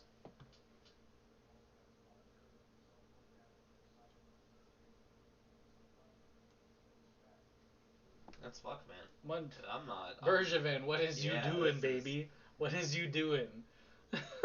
Oh my lord. Bergevin, why? Did they pick the wrong Logan? Did they mean to pick right, Stankoven? No, this is Stan They Cooper, pressed the not wrong Logan, button? right? Like, Bergevin? Holy hell. Last pick of the first round. Chicago.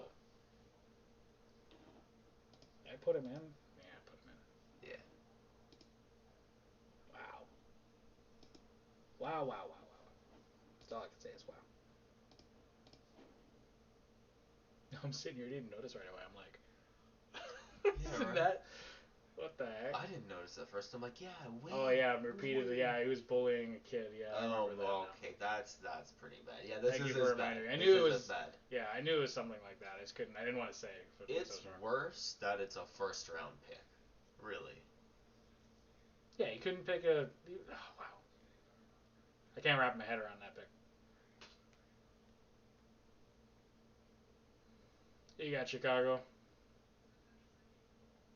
They have a all-female staff. Oh, I didn't realize that. That's Yeah. cool for them. Whoa. Nolan Allen. Nolan Allen, another guy that. Another defenseman. Yeah, another defenseman that I was not expecting to be taken right here.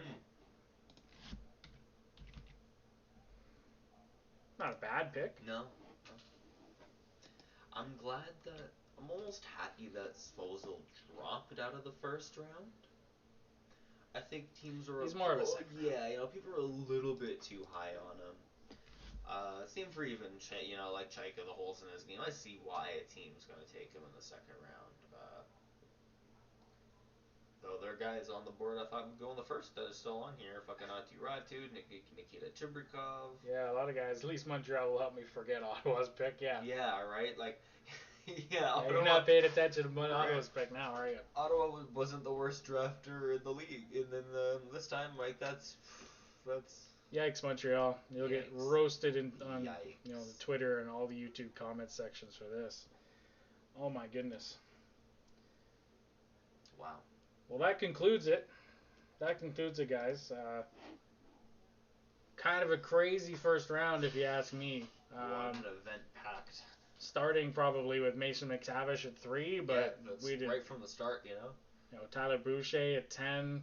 A lot of guys kind of weirdly ordered. Jesper Wallstedt falling to Minnesota. Mike Corson Kuhlman's pick. That being correct. The voodoo behind that. Boucher, Mayu, like, this is an interesting first round. Yeah, thanks so much, you guys, for hanging out with us today.